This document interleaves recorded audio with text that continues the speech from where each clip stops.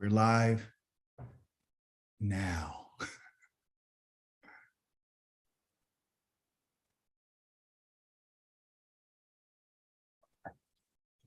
Okay. There you go, Akoti. Ooh, that's beautiful.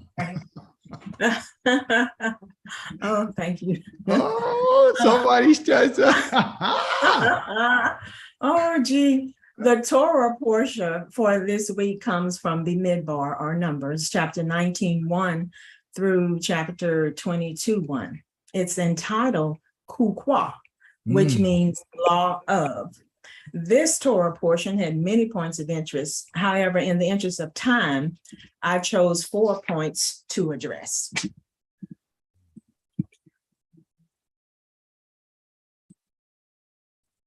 Bear with me. Okay. All right. The first point is what Yahweh says stands. The second point, Moshe strikes the rock twice. Third point, dedicated to destruction. The final point 4, be careful about whom we speak against. Now, point 1.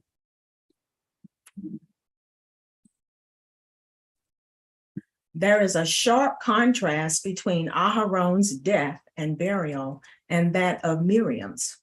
We can see from just looking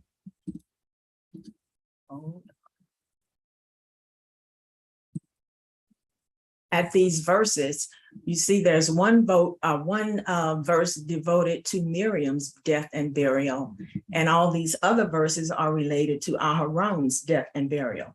We know Miriam was a prophetess and Aharon was a high priest, but they both were leaders. Despite being a leader and a prophetess, the report of Miriam's death actually conforms to the report of the deaths of heroines in the Bible in its short formulaic style. In other words, this was the norm. It was the way things were done.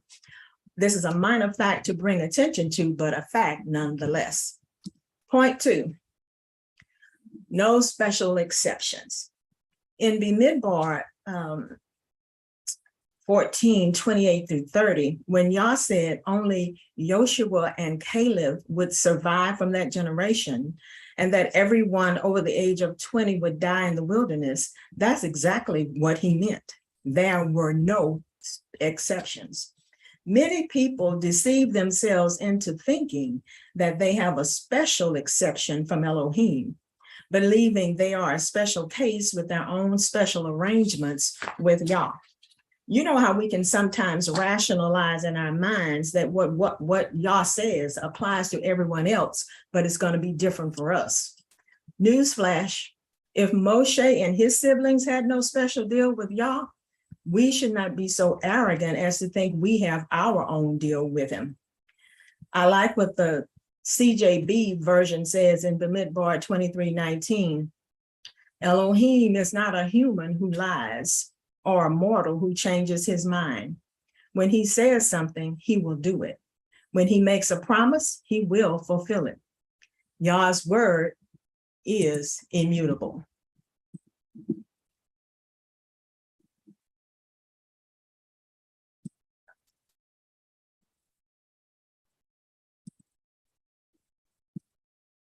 Okay. And we see that his word is indeed immutable. Point 2. Let's see. I'm trying to control my mouse. Moshe strikes the rock twice. This comes from chapter 20 of the Midbar, verses 2 and 3. The verses of Moshe striking the rock should be familiar to each of us. In these verses, Yah not only wanted the people to see before their eyes the water come out of the rock, he wanted them to see beyond the physical, to see his holiness, to see that he's so holy. All Moshe had to do was speak to the rock and not touch it by striking it, and the water would have to come forth, because Yah is so holy, even inanimate objects must respond to his words. But Even in Moshe's disobedience, Yah's graciousness prevailed and the water came forth anyway. Now, why did Moshe strike the rock rather than speak to it? Consider provoked anger and frustration.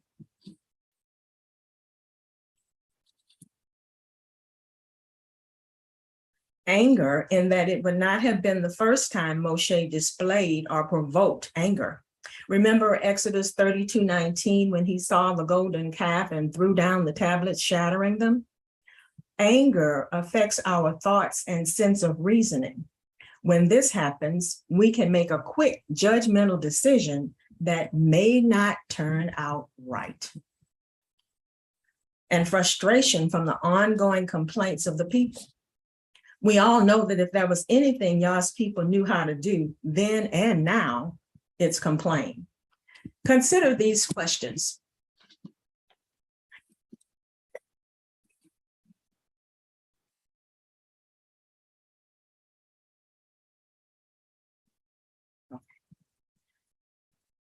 Why did Aharon get punished? He didn't strike the rock twice. Moshe did. How can Aharon have known what Moshe's intent was?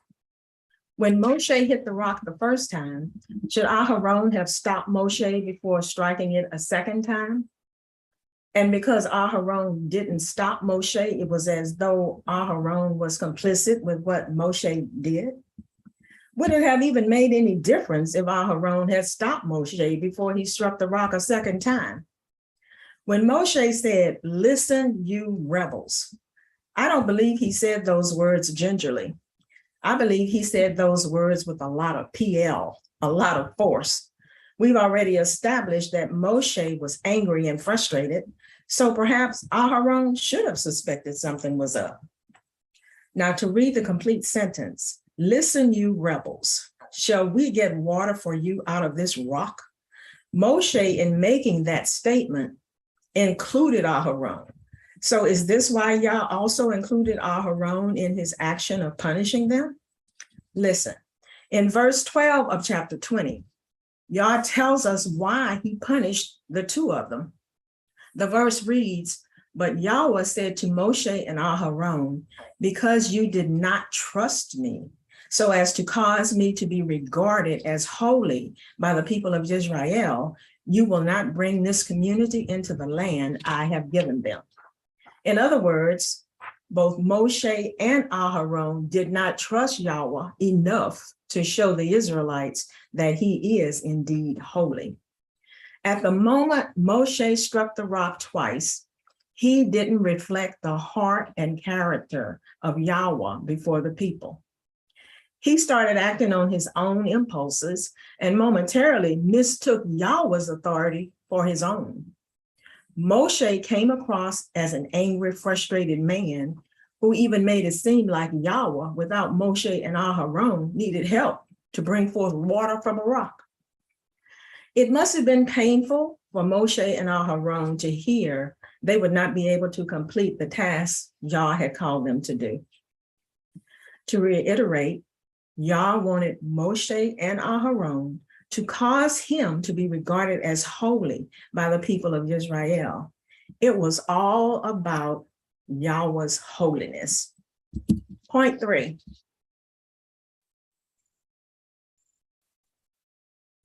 Dedicated to destruction. And this comes from chapter 21, the first 3 verses. In these 3 verses, we see the king of Arad, a Canaanite who lived in the Negev, heard that Israel was coming, so he attacked them and took some of them captive. Israel then made a vow to Yah that if he would hand over these people to them, they would utterly destroy them and their cities. Yah allowed it to be so. So that place was called Hormah, or Hiram, which means devoted to utter destruction. I began to think and question, what in our lives is dedicated or devoted to destruction for Yahweh? What do we need to get rid of from our lives so that we can more fully trust and serve Yahweh? Is it fear, our career? Are we greedy for more money and possessions? Is it the TV? Too much time spent in front of it? Do we hold grudges and biases? In my thinking, I remembered when I was in college many years ago, I pledged a sorority, Delta Sigma Theta. However, within the past 2 years of me being awakened to the truth, I realized that because I am a Hebrew Israelite, I should not have pledged any Greek sorority.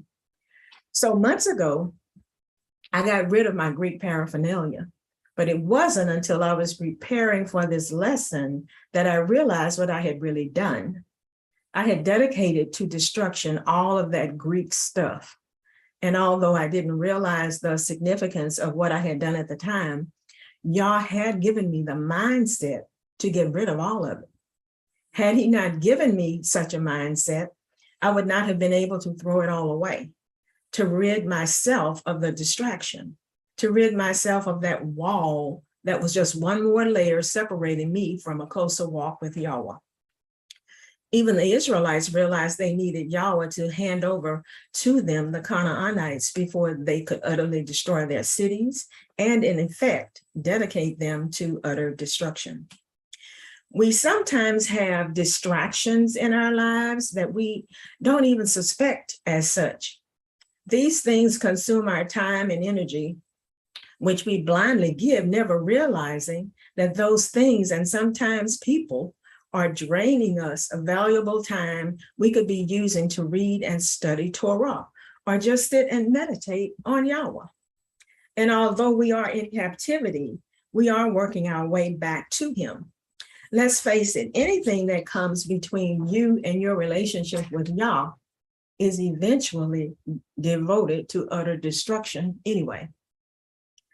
The goal is to wholeheartedly seek Yah. And he says in Jeremiah 29, verses 13 and 14, he will let us find him. He will let us find him when we seek him wholeheartedly. No distractions and no walls. The last point, point 4, be careful about whom we speak against. This is chapter 21, verses 4 through 9. From these verses, I would like for you to see that we really should be careful about speaking against people, talking negatively about them. When my 2 sisters and I were growing up, I remember my mom telling us to treat everyone right because we would never know who we might need one day. When I read these verses of chapter 21, I remembered those words of my mom. The Israelites were exposed when they went to Moshe and admitted to his face they had spoken against Elohim and him. Now, let me interject this. If people will talk against the Most High, what makes you think they won't talk about you? And now at this point in the scriptures, they're having to go to Moshe and ask him to intercede for him. The very person they dogged out and talked about. You never know who you might need. And what did Moshe do? He interceded for them. But another kind of brother would have told them to get out of his face. Fortunately, that was not Moshe's spirit. He prayed to Yah. Yah told him what to do. Moshe made a serpent figure, mounted it on a pole, and when anyone was bitten by a serpent, he'd look on the serpent on the pole and recover. It takes a special kind of person to pray for people who admit they have sinned against you. Indeed, Moshe was that kind of special person.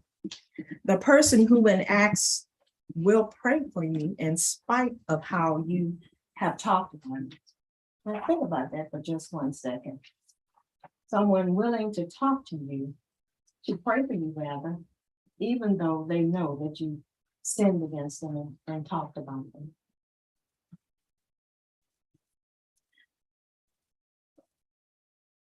I challenge each of you, along with myself, to strive to be like Moshe. Bear with me here.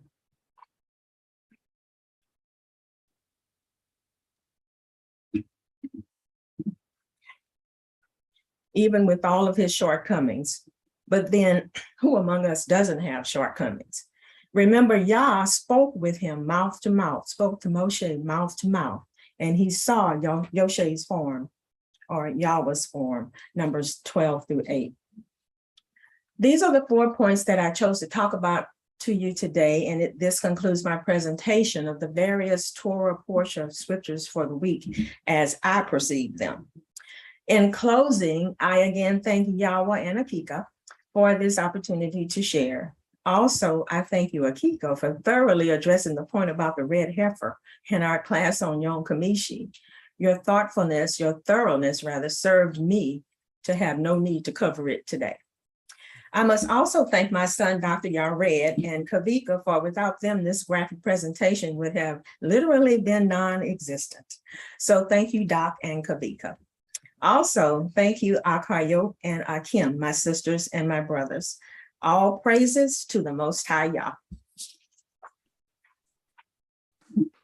Unmute your phones and your devices, please. Wonderful. I want to give our sister a great applause and a wonderful job. God praise and glory and singing. Wow. Awesome. But I'm excited. Yeah, great point. Hallelujah, hallelujah, hallelujah. Amazing, amazing.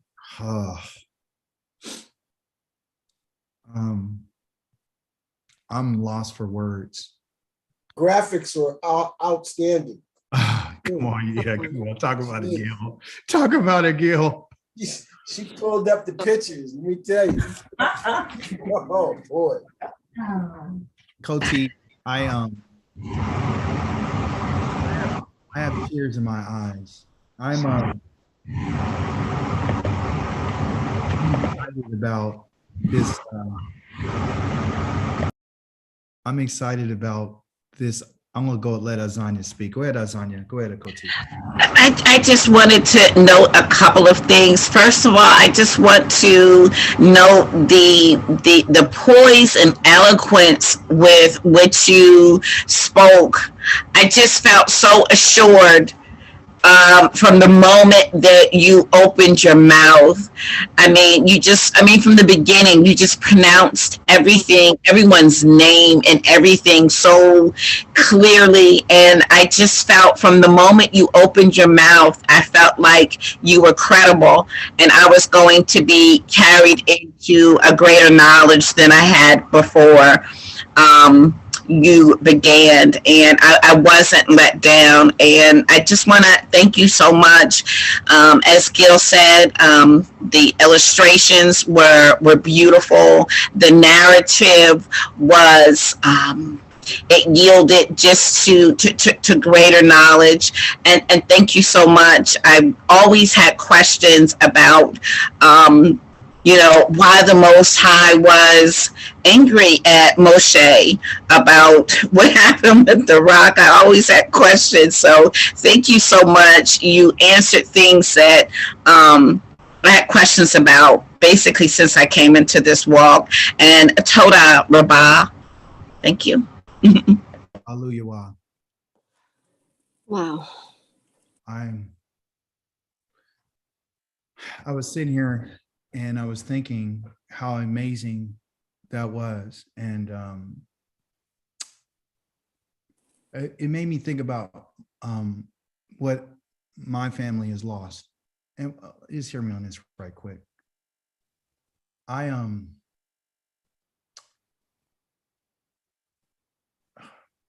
lost for words.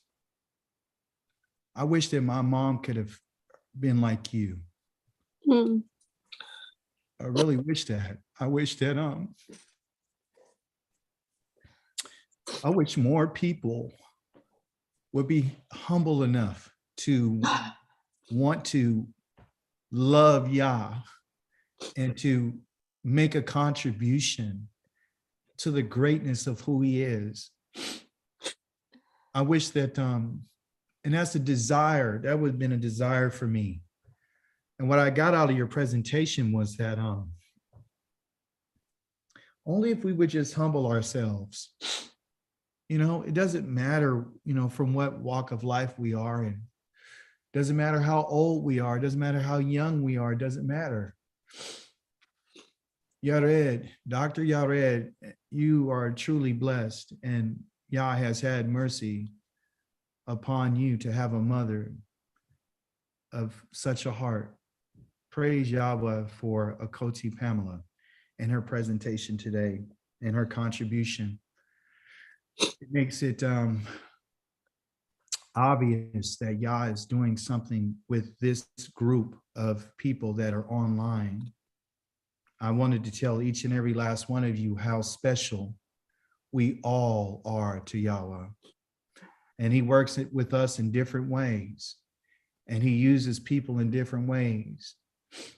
Every contribution that has been made, and no matter what manner it was, and no matter how beautiful the graphics were, it was from a place of love. And it was something that I'm happy to be part of. I want to thank Akoti Rivkwa for giving me the mind and the idea to say, hey, we need to let our people have a voice. So this platform, which is absolute knowledge, is used for our people to come together, to make their contributions, and to tell the Creator how much we love him, and to show that we do study, and sometimes we do get distracted. But it's to tear down those walls that are around us, that have been put around us, that allows us to be able to open up around each other. I mean, we got people on here from all parts of the United States. There's people watching this, worldwide. And I want everyone to know that Yahweh loves his people. And so I say, Toda Rabah to you, Akoti. You've really inspired me. Not just only because you have some graphics that were off the chain that I know. I know that Kavika, I know she's behind it. I know she is. And yeah, it was just really awesome. So thank you. But it was also too, as Akoti Azania had stated, is your presentation. It's your voice. It was, I heard Yah speak to me through what you were talking about. I heard him talk about how one should control their anger and be careful about the words that they speak. I'm thankful that we're all part of this journey together through Bamidbar. I want to begin my study of the Torah by taking a quick peek before I get into my presentation into some words that Yah has spoken to his people. And it's found in the book, and I'll share my screen with you here just in a moment. And it is in a CJB, which is the complete Jewish Bible. I gravitate towards that on one level because they're pretty close to the Hebrew. There are some errors that I found in there that David Stern, which is the author, he does sometimes. I don't know, he is what you would call a messianic, I guess. And so, his mindset sometimes is a little off, but he's pretty close to the actual Hebrew language in terms of his translation. I'm going to share the screen with you right quick. It's in Deuteronomy chapter number 32. For those of you who are taking notes, I want you to write it down. And of course, we're here to learn. And that's what this platform is about. It's about learning. This Davarim chapter number 32 is about a song, S-O-N-G. It's called the Song of Moshe, okay? Well, Yah had commanded Moshe before his death to have Israel remember and rehearse this song as a witness and a testimony against them for the latter days. You can find that in chapter number 31 of Davarim. So listen to what it says. I'm going to read just a few verses. It says, hear, O heavens, as I speak, Listen, earth, to the words from my mouth. This is Moshe speaking. May my teaching fall like rain, and may my speech condense like dew, like light rain on blades of grass and showers on growing plants. For I will proclaim the name of Yahweh. Come declare the greatness of our Elohim. The rock, his work is perfect, for all his ways are just. A trustworthy Elohim who does no wrong. He is righteous and straight.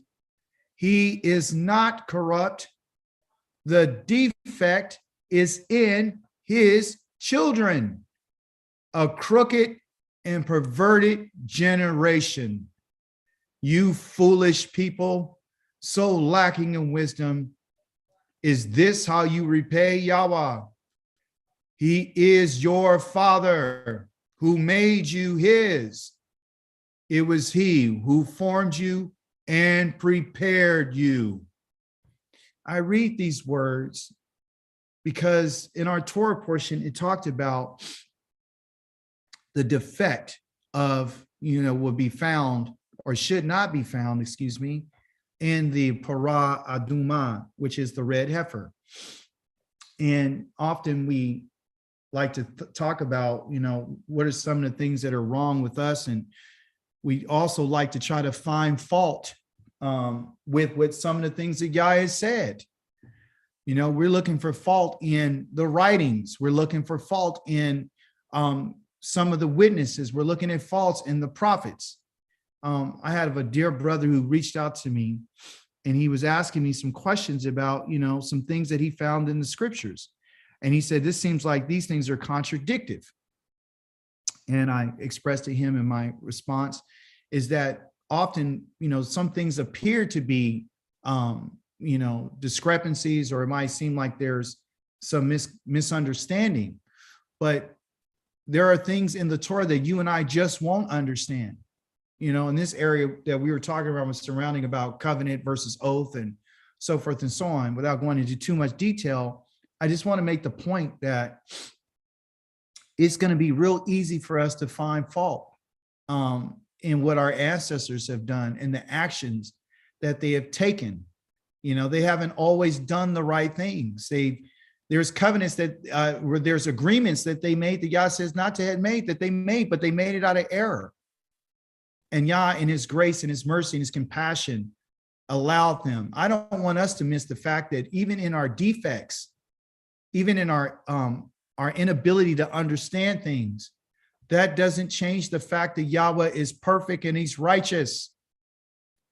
My Akoti and my Akim, he said that only thing that mattered was Torah. And I agree 100%. We can read the prophets, you can read the Psalms, you can read it all. But you know what? The bottom line is the only words that will ever truly matter are the words that Yahweh has said and spoken. Try to line up your life to that, not just what the prophet said, not what David had said, but look at what Yahweh has said. That's what you need to be looking at. So I say that there will be defects in us. None of us are perfect. There will be mooms in us. There's going to be things that need to be removed from our life. Our coach brought out the fact that there are no special exceptions. It doesn't matter how well we speak or how well we teach or how well we read or how well we sing. It's always about Yah, and it's always about his glory. So praise be to Yah for that. I'm going to open up my presentation now for you to see. And I'm again thankful to Koti Kavika for showing me how and leading me to a site that was able to help me do, I think, a better presentation. Can you all see my screen? Yes. All right, wonderful. Look in the eyes of this para uduma, the red heifer. Isn't y'all amazing how he's made things and he's given certain animals and different characteristics and, you know, features? They have eyes like we do. They have ears like we do. They have a nose like we do. They have a mouth like we do. And they also have a soul that like we do. You know, Shalomo and Dawid had brought up the fact that human beings need to recognize and to grasp the concept of what our end must be, and that we should learn how to count our days. So I'm thankful that God has taken the time to talk to us about a kukwa. You know, the kukwa, you know, you might ask, well, what is it? What's a kukwa? For those of you who were not familiar with the Hebrew language, you're going to see a great deal of words on the screen that you've never seen before. Okay. Hopefully I can get this marker thing to work right quick. Let's see here. If not, I'll just use my hand.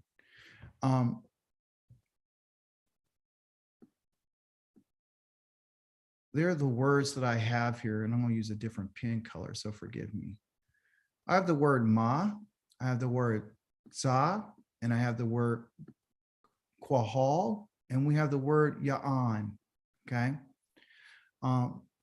The first one that we're going to deal with is asking a question. Ma in Hebrew means to ask a question. Okay. Does anyone remember what they asked about the bread that they were receiving? Do you guys remember that? What do they call it? Matzah. They call it, yeah, well, they call it the manhu. Like, what is it? Ma. Okay. So this word right here is stemmed in a question. Okay. So in Hebrew, just to let you know, in Hebrew, they instead of them using punctuation, what happened? Instead of them using a punctuation like a question mark, what they're going to use is they're going to use words. I want you to, it's okay if you don't want to work, fine. They're going to use words, okay, in Hebrew. So this first word is ma. That means I'm asking a question. The second word that we have is zav, which is the command. The third is called quahal, which is to assemble or to gather. And the fourth is called ya'an, called what's the answer. So if I put all these words together, I'm really asking a question. I'm asking a question of us today, the assembly. What is the command? What is the command for the assembly? What would be our answer? So that's what these words represent. What is the command? That's the za. And I'm asking it to the kohal, to the assembly. And here it is. And what will be your answer? Okay. And we're going to go through each one of these points. I'm not going to wait for the pen to operate correctly. Let's move forward. So the question I asked was ma. One of the first things we want to know is, what is this letter or this word that we're talking about kukwa? What does it mean? Right? What does it represent? Well, the first two letters, the first one is a ket. Okay. That's the name of it. It's called a ket. And it's a C-H-E-T. What I have here is a picture that shows you what the ket letter looked like over the last several thousand years. First, it's in the early Hebrew stage. Okay, these are the way that it used to look. Okay, when it was first written. This is how it changed and it morphed over time in the Middle Hebrew. Okay, and then the script, handwriting style changed in the late Hebrew. And then finally, they end up coming up with this. Okay, right? Also, too, here you see the ancient name, which it went from the two H's ETS, which is the hard CH sound, ket. Okay, so they call it kets, but it means a wall, right? It's a pictograph of a wall. That's what this represents. And also too, it has additional meanings of being outside, divide, or half.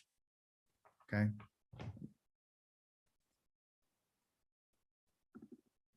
I didn't take the time to go over the second letter, which our second letter is what you would call the qual, okay? Or excuse me, the quaff right here like that, right? Which will be represented in English as the letter Q, okay? Forgive my writing, I'm using my finger because my pen doesn't want to work. So the first two letters of the kuka, okay, or kuko, is a ket and a kof.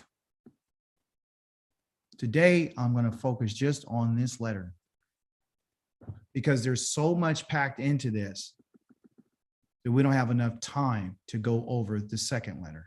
The first one is strong enough, okay? So as to our right here, I have 3 Hebrew words that you should know. This is part of our culture, okay? This is part of our who we are, right? I want you to write this down. The first one is called kokma. Does anybody know what kokwa means or kokma means?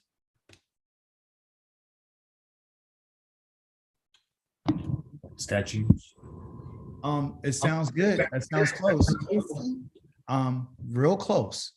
Wisdom. This one right here is called wisdom. Who said, did someone say wisdom? Me, Who's Kavika. me? Identify yourself. Kavika. It's wisdom. It is, okay? It is wisdom. So let me give you the breakdown on what wisdom is. Within the word kokma, you have what they call a compound word, which is kok and then ma. The first word that I introduced you to this morning was ma, meaning what? Ma is a question. It's an interrogative. It's asking a question. The kok right here, okay? Kok means power, okay? So really, literally, wisdom is the power to ask a question. That's what wisdom is, the power to ask questions. The second word is called da'ath. Within this word, you know that you have the word, the dalet for the first letter, and then the second one right here is the ayin. So tell me what the dalet is. What's the dalet? The dalet is a door, right? So you got the door, and then you got the ayin, which is the ayin means what? The eyes. The eye. So the door of the eye, right? So we're going to talk about that. And we'll get you a little bit closer to what that means. So here is the power to ask questions, right? This is power. And this is to ask a question, the power of questions. If you have wisdom, you will ask some questions, okay? Da'ath, again, is the door of the eye. So this has to do with the eyes, and it has to do with the door of the eyes. Where are your eyes pointed? The next one is called bin. Okay, we got the first 2 letters. The first one is a bet. What does the bet represent? 10. It's a tent. And it represents in or with or inside. Okay, so we got that. And then the last letter right here is the noon. What does the noon represent, if you can remember? What is the noon? Seed. The seed. Okay, so it has to do with a seed, and the seed is generally used and put inside of the tent. And usually this word bin has a root that has to do with a son, has to do with a daughter. A daughter could, out of that same deal, sons and daughters, because they're the ones who build the tent. They're the ones, because the tent is the family, right? So the family is inside of the dwelling place, inside the tent. Okay, so the word build is this Hebrew word called banah, but you can't build anything unless you have bin, and I'm going to tell you what that is, okay, because you need something before you start building. So I know that, you know, often you're like, man, this is a lot of Hebrew. I didn't sign up for this. And sorry, this is our culture. This is the language that Yah spoke to us in. This is what our ancestors understood. And so this is what we're going to do. Okay. So let's begin right here with Kokma. So Kokma is to ask to get wisdom. So let's get some wisdom right here. What is Kokma? What is the wisdom we're looking for? Well, the wisdom that you and I are looking for is what we call Hebrew cultural understanding. We want to understand things, okay, from a Hebraic mindset. Everything that we deal with has to do with a culture. We're not in a religion, okay? And so for us to get this understanding, you and I have to ask questions like, what is the ket? Well, what is this? What is that? So what I did was I changed this. I made a little acronym here, right? I figure I was going to use the HBCU, but my wife told me, like, is that the historically Black college universities? I was like, oh, okay, so I can't do that. So I just figured, well, let's just call it brew. Okay. We're going to talk when we hear in brew, and I'm mentioning brew right here, what I'm talking about is the Hebraic culture. Okay. So we're going to learn some brew today. All right. So anytime you see this letter brew or word, we're talking about our Hebraic cultural understanding. The ancient pictograph that we have for that letter of a ket, okay, is also, here, I'll write it down right here, is a tent wall. So remember, the family is the tent, but there's a wall that's in there, okay, within the tent. And so the meanings of this letter is outside, because when you're in a tent, there's people on the outside and there's people on the inside. And so the function of this wall is to protect the occupants from the elements. Elements in this case, agriculturally, has to be doing with animals, the elements of the weather, the sun, the heat, the winds, the rain, the bugs, all those types of things. And also the wall is also in the middle of the tent that divides the tent on the inside. As we notice, our letter bet in its ancient form looks like this. And the tent wall is this little part right here, which made a complete separation between the male and the female sections, okay? And so in secular is also talking about that which is on the outside. So there is great significance, and it's something that we should not be so, quick to move away from. We have to look at, I put this picture here also too, because I want you to get the idea of what a wall really is supposed to do. Not only to protect from the elements of a tent wall, but a wall can also be understood as that which divides one area from the next. And as you see, when you go to vineyards out here in California, you have a lot of vineyards. Some of them don't have any walls around them, but others do.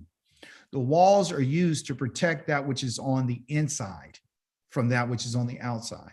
Yah speaks of Jerusalem as being a place of a vineyard, that he built a wall around in order to protect it from the animals from coming in, which is a picture of the nations, to come in and devour its fruit, which he talks about Israel as being the vineyard. The people of it, the tribe of Judah is like, that's the vine. So he had built this wall. And as you know, Yah has decided to remove that wall. Okay. Let's get some da'ath. Okay. Let's get some da'ath. So da'ath is like knowledge. I want to get some knowledge about something that was written and stated in our Torah portion. In our Torah portion, it begins with this text that says, this is the kukwa from the Torah. Okay. So the kukwa is from the Torah. So we're looking for knowledge, right? So is the kukwa different than the Torah? No, the kukwa is from the Torah. Somebody tell me what is all included. If you can remember, what's included in the Torah? What does the Torah consist of?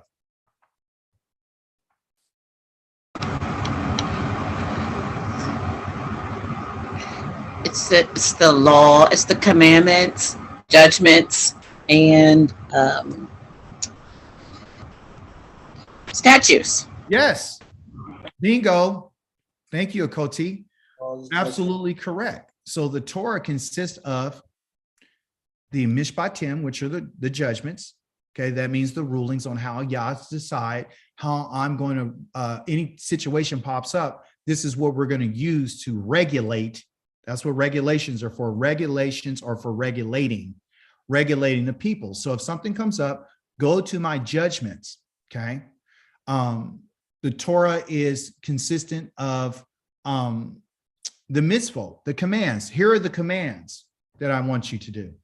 These are the charges that I give you to do.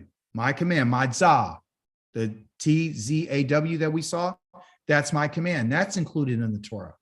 And of course, this right here that we're talking about, the kukwa, which are the decrees, are in the Torah. See? So Yah has commanded us to keep that which is in the kukwa. In my earlier teachings, I told you that the kukwa, one of the kukwas that we have is about how the priests are supposed to operate. How they, Aaron and his sons, are the only ones that are supposed to be called priests. They're the only ones in that family. That's why I'm so hard on anybody that calls himself a priest or anybody who calls himself a Levine, because there's kukwas that Yah gave that he's not changing. Okay. There's also a kukwa on how you're supposed to eat. There's kukwas on the Moedims, on the matzah and the Pesach and Shavuot. These are kukwas. Okay, they're not just laws and decrees like they would just tell us. There's extended throughout all the things that Yah has asked us, and it's all directly connected to the Torah. Okay, the Torah is the instructions that Yah has given to his people, and Torah has this root talking about how to point your finger in a certain direction. So Yah is literally saying that, hey, I want you guys to take what I said from the Torah, okay, and I want you to follow these instructions. And anybody that decides that they don't want to follow these instructions will be cut off from the people, their people. I'm going to cut them off like you would a branch on a tree or a plant that's not producing the fruit or not growing. I'm going to cut that in particular branch off. So he tells them, the people of Israel, to bring you a red heifer, right? A red female cow, which is a parah aduma, without fault. Earlier this week, I did go over that. So this is the reason I'm not going to spend too much time with it today. But our understanding of what being without fault is, meaning to be perfect, okay? And so basically to be perfect in Yah's perspective is to be complete. That's what it means, to be complete. And to be complete means to be whole. It means lacking nothing. So you can't bring something to Yah that's missing something, okay? Something that's not functioning correctly, right? So if you and I want to be tamim, right, which is perfection, which means to be complete, you and I have to be without fault, okay? Yah's giving us a clue to letting us know that I'm not accepting anything. I'm not accepting anything without fault. You say, well, you and I right now are in a whole bunch of fault right now. I thought you said we're in our sins. Yeah, you are. Are you in exile? Yes. Do you have faults? Yes. Do you have skin issues? Yes. Do you have something wrong with your eye like I do? Yes. Do you have a nervous problem? Yes. Can you walk? Can you run like you used to? No. Is Yah really looking for just those aspects of who we are? Or is he really looking at what our character is? Your character, okay, will have to be without fault. And what I mean by that is that not that you and I can achieve this on our own, but that which is perfect can make us this way. And the only thing that you and I can depend on to bring us to the point of perfection is the Torah. And if you guard and keep the kukwa from the Torah as Yahweh has it instructed, then Yah says, you know what? You're perfect. You're perfect. Okay. I'm going to accept you without the defect because you don't have a defect no more. You know why? Because you have the Torah. And I'll prove that. I'm not just saying this, I'll actually prove it. But the knowledge behind this is having the visual observation, okay, which our word da'ath is knowledge. So how do you and I get knowledge? We get knowledge from our experiences. This is what it is.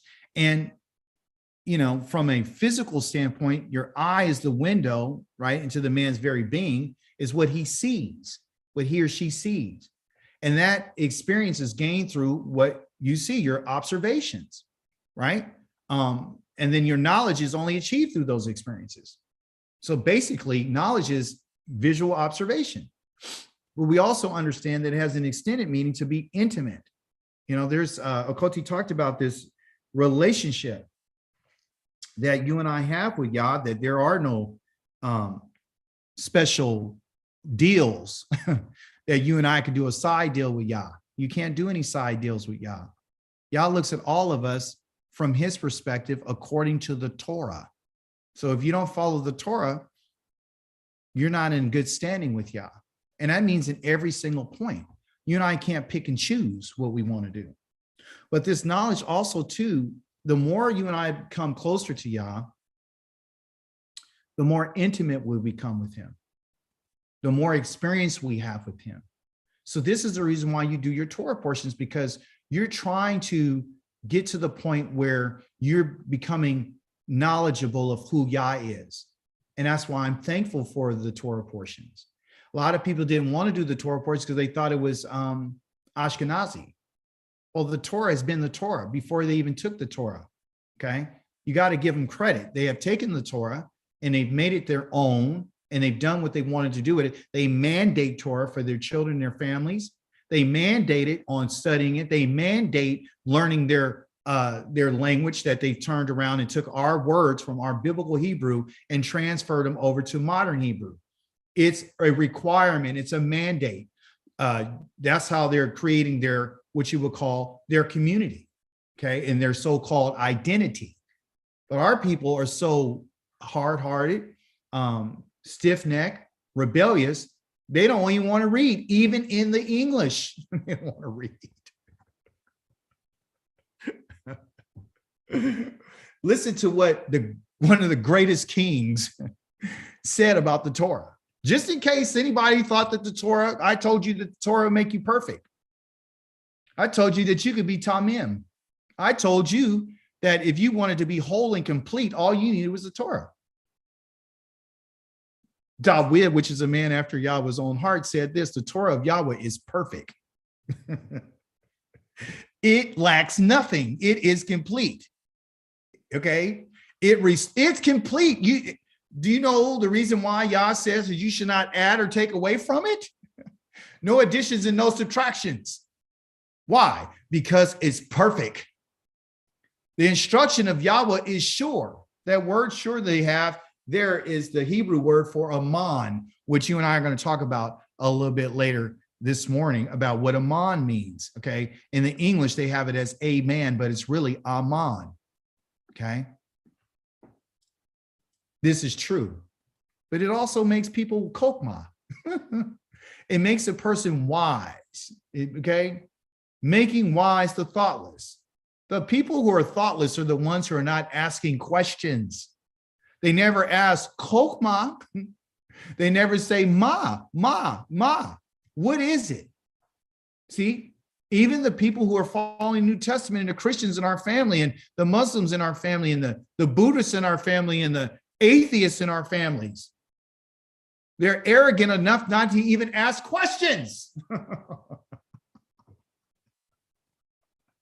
In our Torah portion, did Yah punish Israel for asking a question? No.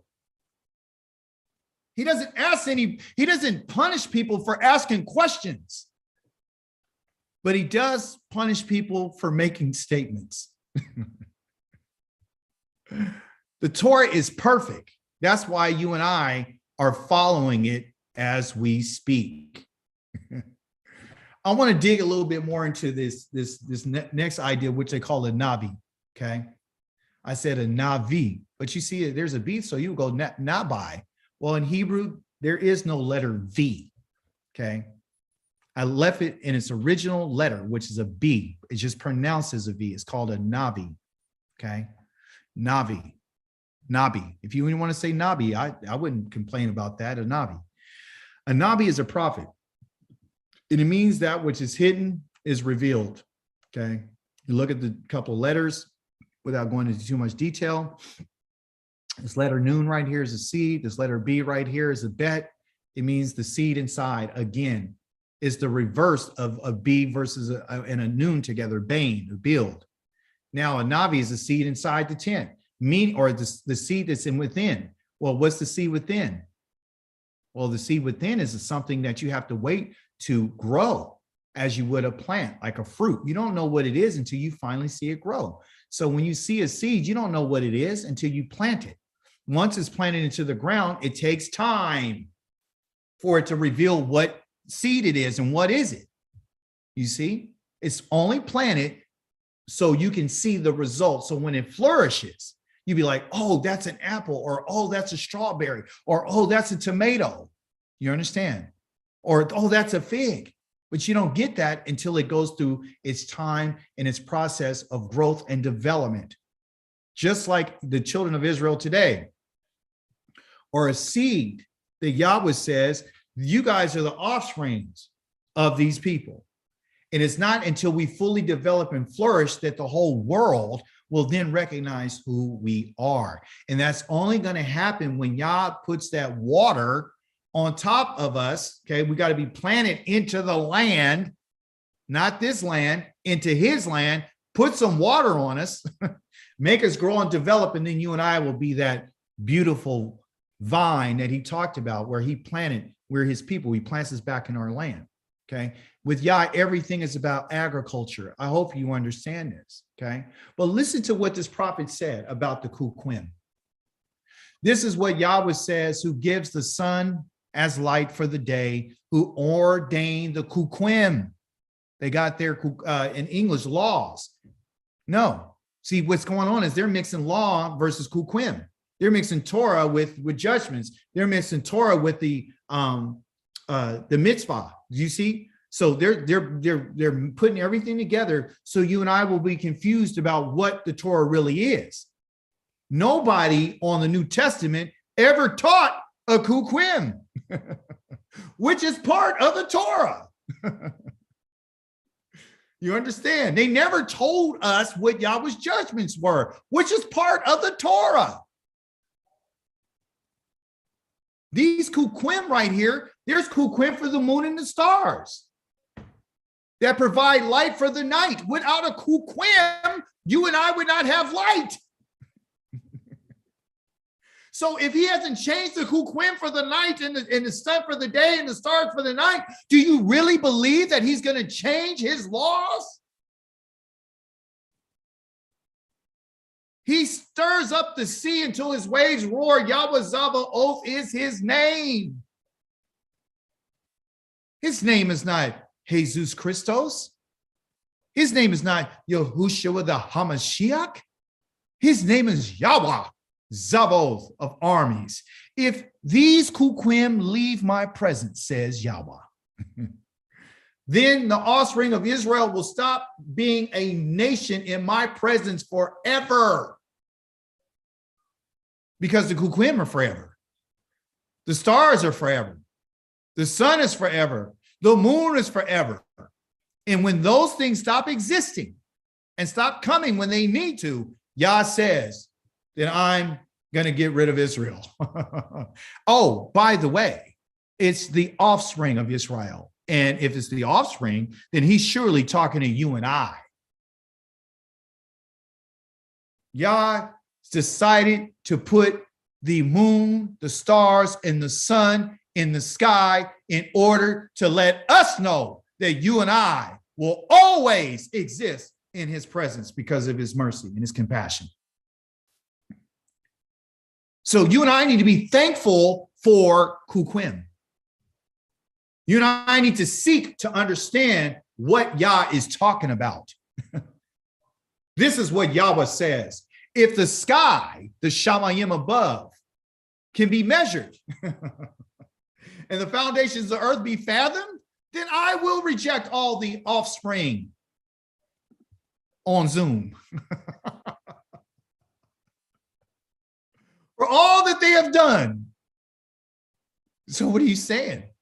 Yah's telling you and I through the prophet, a Navi, through something that has to flourish to understand that you and I are going to have to go through a process that eventually you and I will see that Yah has kept his word. He has not reneged on what he said. He hasn't. And he never will. When he put the sun and the moon and stars in place, people, he had you and I in mind. That's what he's trying to tell us. This Torah portion this week is a reminder about who you and I are and who he is and how kadosh he is and how holy he is and how committed he has been to us from the beginning. Before he even set the sun in place, he had you and I in mind.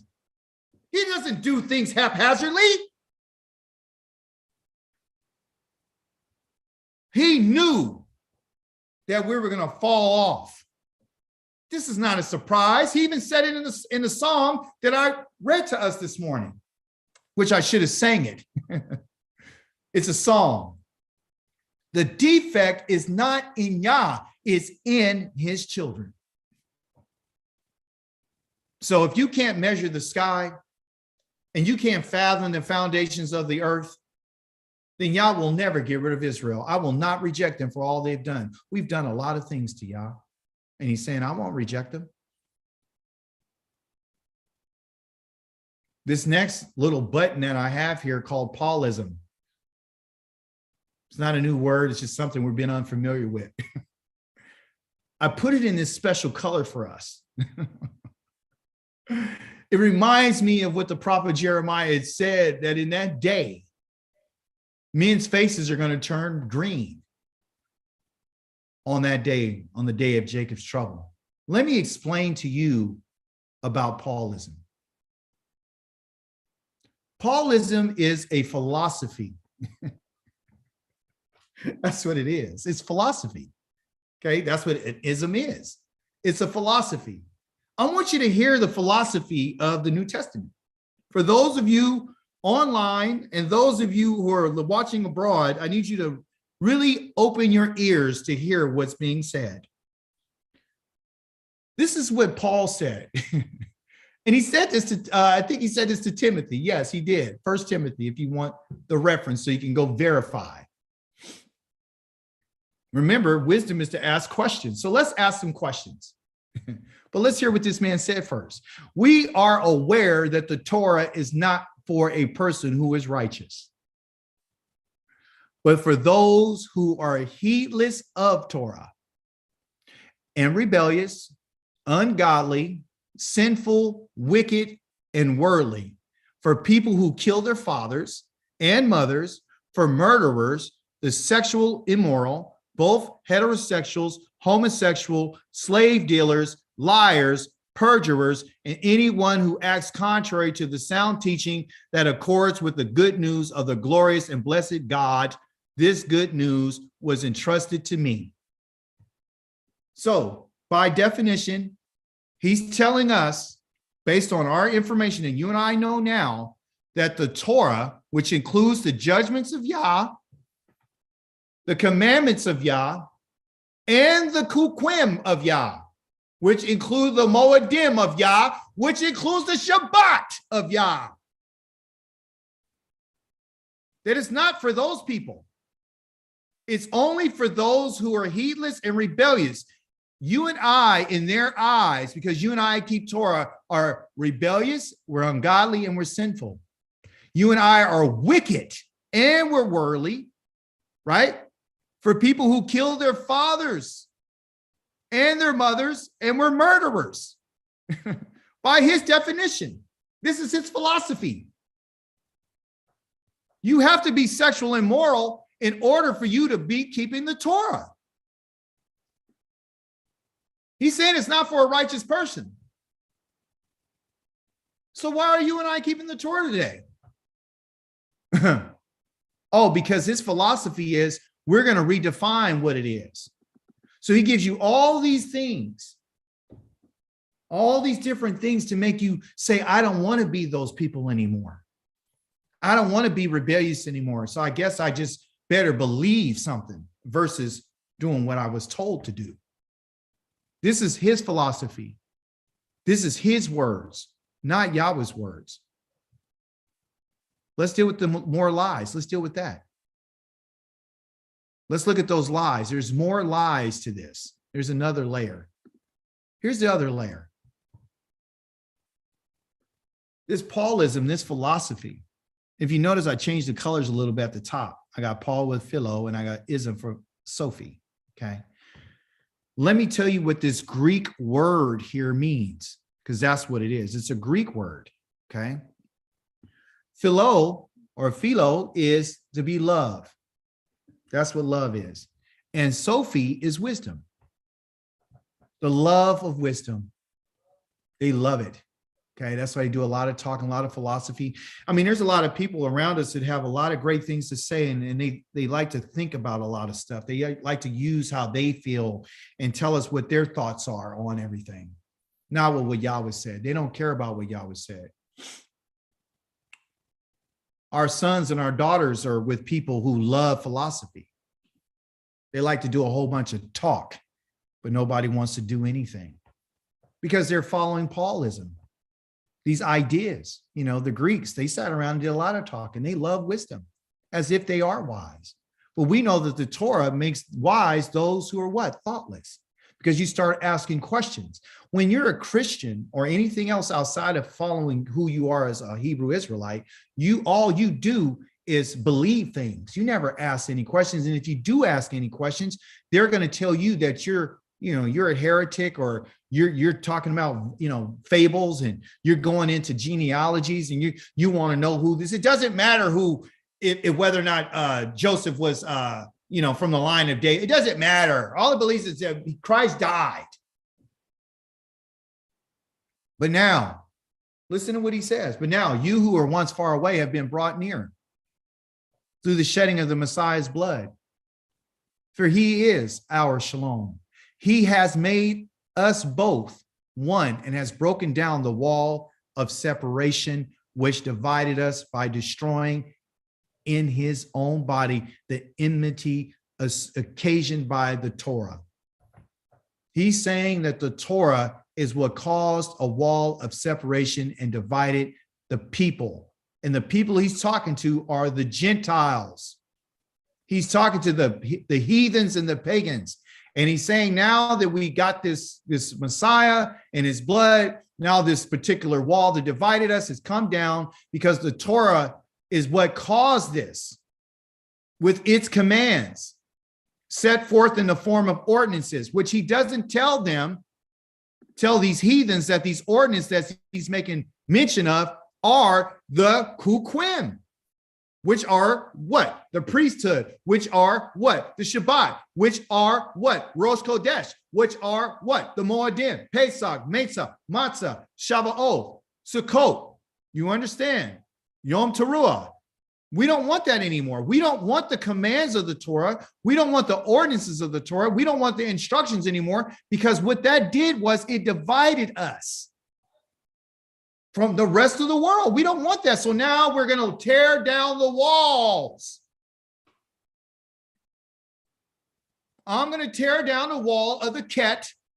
If you tear down the Kuquim, now we can tear down Yahweh's wall, because Yah has built a wall around Israel and said that these other people are not allowed to come inside.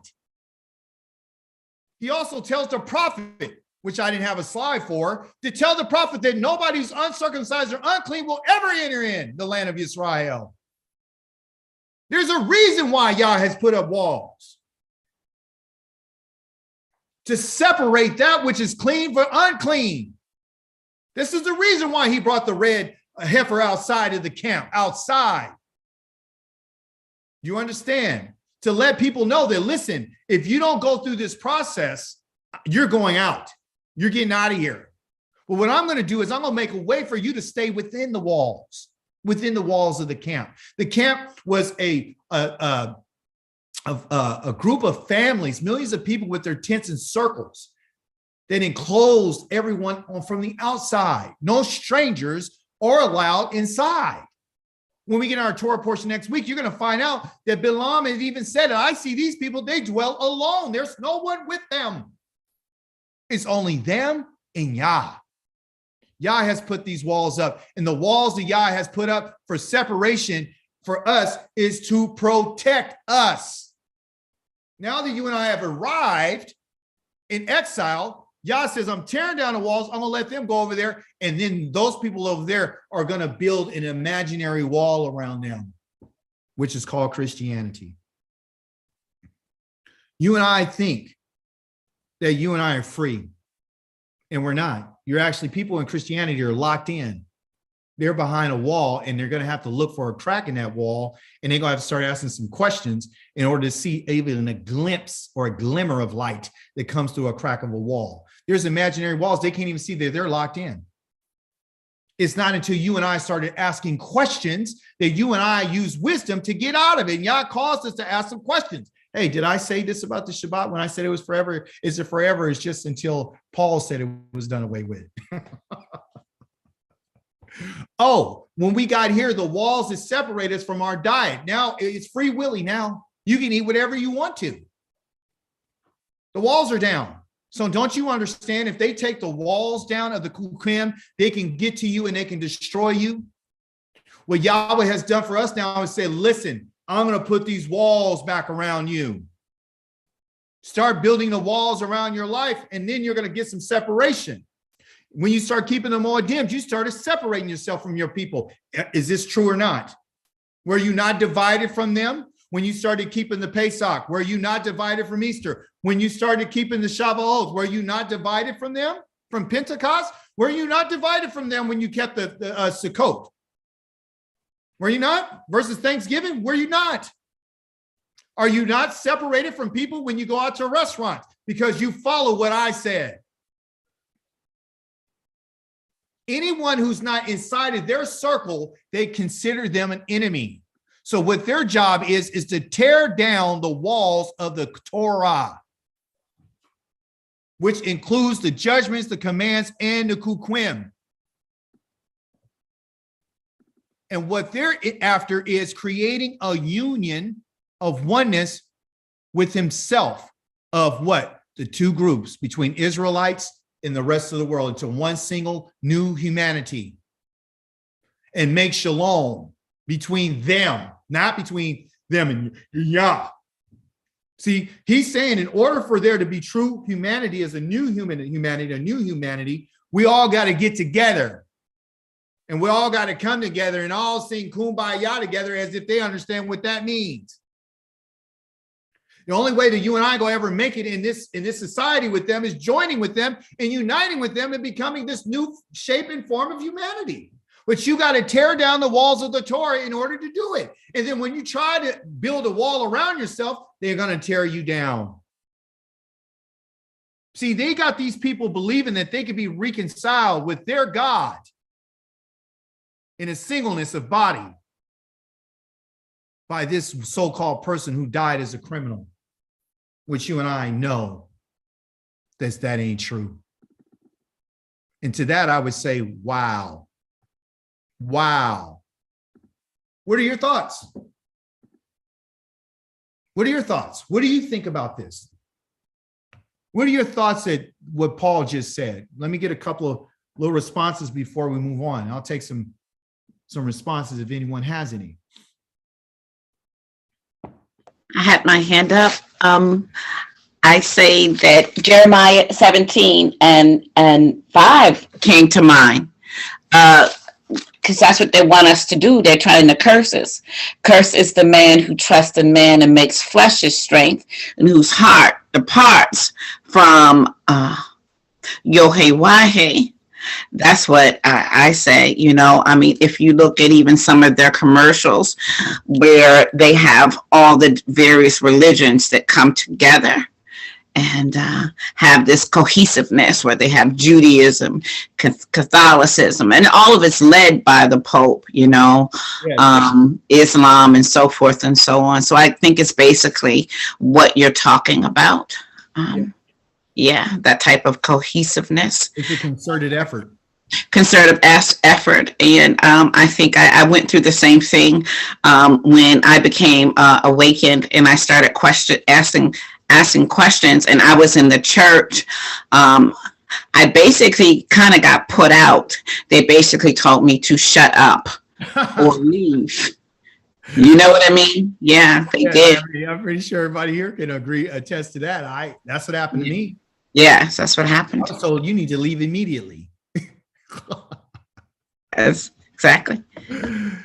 The next word that we have, thank you for that, is the word that I have here for Ben. Okay, I told you that Ben was about getting an understanding, but we need to find out, how do we get an understanding? Okay, so the knowledge that we went over is about how the Torah works and what the Kukim is, and what the New Testament's goal is by removing us from the understanding of what Kukim is. Okay, and so now we're going to talk about that which is Ben. Okay, and what is Ben? Let's talk with some brew. Let's look at some brew. The brew on that is that Ben is understanding. And the understanding that we get is that, again, tents were usually divided into two different parts, a male and a female, right? And that this wall makes a distinction, which is what I want to make you understand, that understanding is literally saying you have to have the ability, right, to discern between two or more things. You got to know the difference. That's why you have what they call the Old Testament and New Testament. I believe the Yah has allowed them to take charge and write their books and everything as a test for us to see what you and I are going to make a decision between, because that's what we have to be able to do. You have to be able to make a distinction.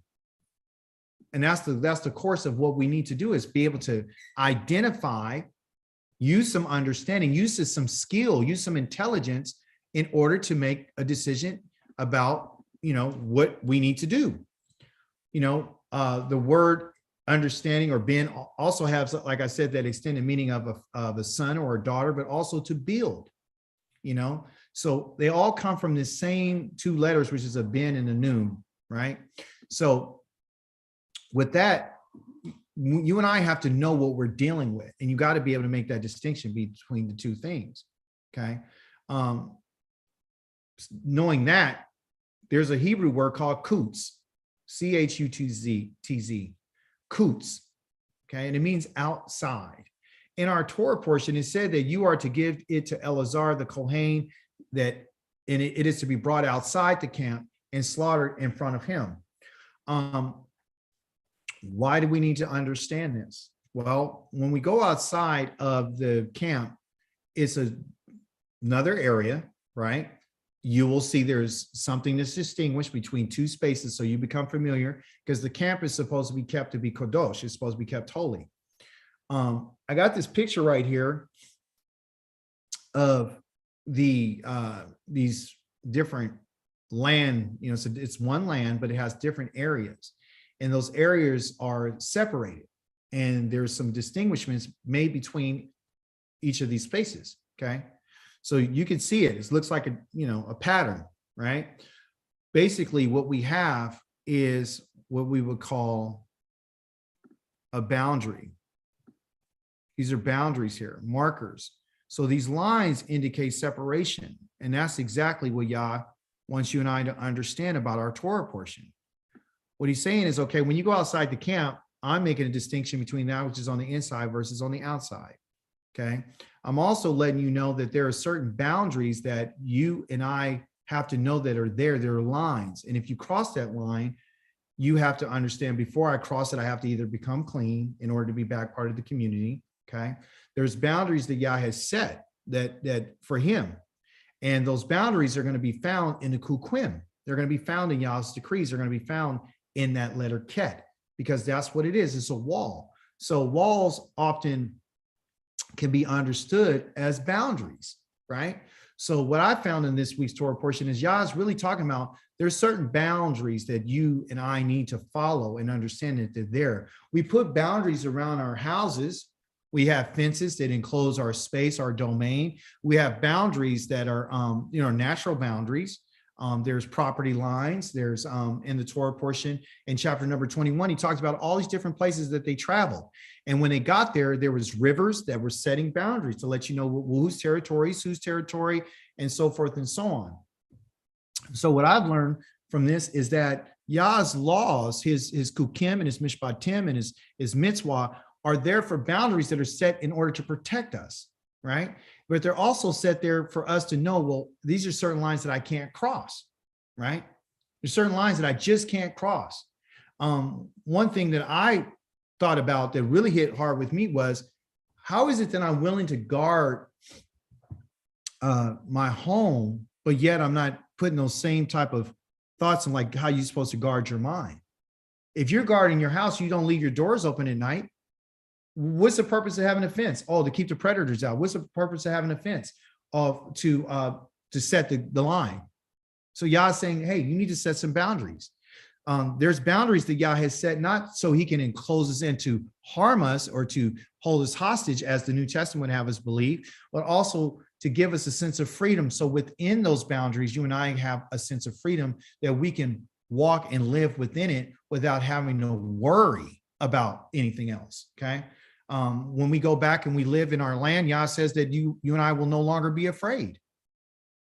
Yes, even our cells have walls for protection. Oh, there you go. Oh, even our cells. Okoti just sent a message out that said even our cells in our body, there's walls. There's walls of protection. And once those walls come down, once those boundaries are crossed, you can have some problems, okay? So guys, put that in the Torah portion about our boundaries. Go right here.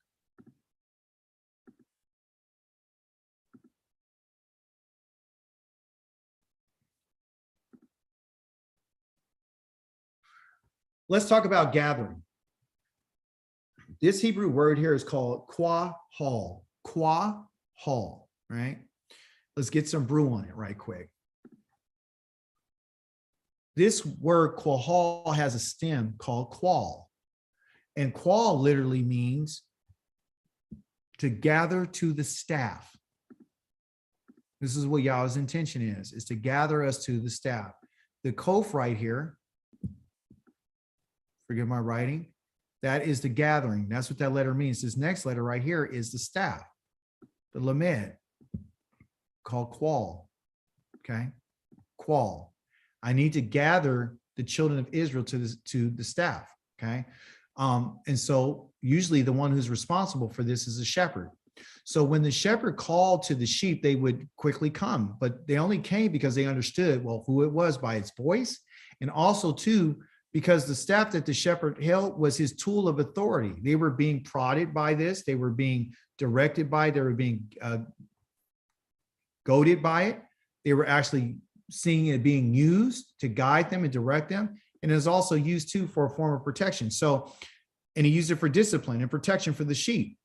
So when Yah was talking to Moshe, and he told him, hey, I want you to go get that staff. Okay, it wasn't Aaron's staff that he went to go get. It was the staff that he had, that he protected, that he used when he brought the children of Israel out of Mitzrayim. So listen what it says. Moshe took the staff from the presence of Yahweh as he ordered him. But after Moshe and Aharon assembled the community in front of the rock, said to them, listen here, you rebels, are we supposed to bring water from this rock? So when he asked him to get that staff, it was for a reason. That staff represented Yahweh's authority. That staff represented that every time anything was done, it was because of Yahweh. It wasn't because of Moshe, it was because of Yahweh. And Moshe did that, right? And he called these people a rebel. Listen, you rebels.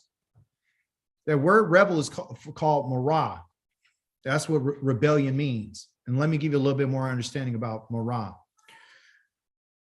Israel were rebels.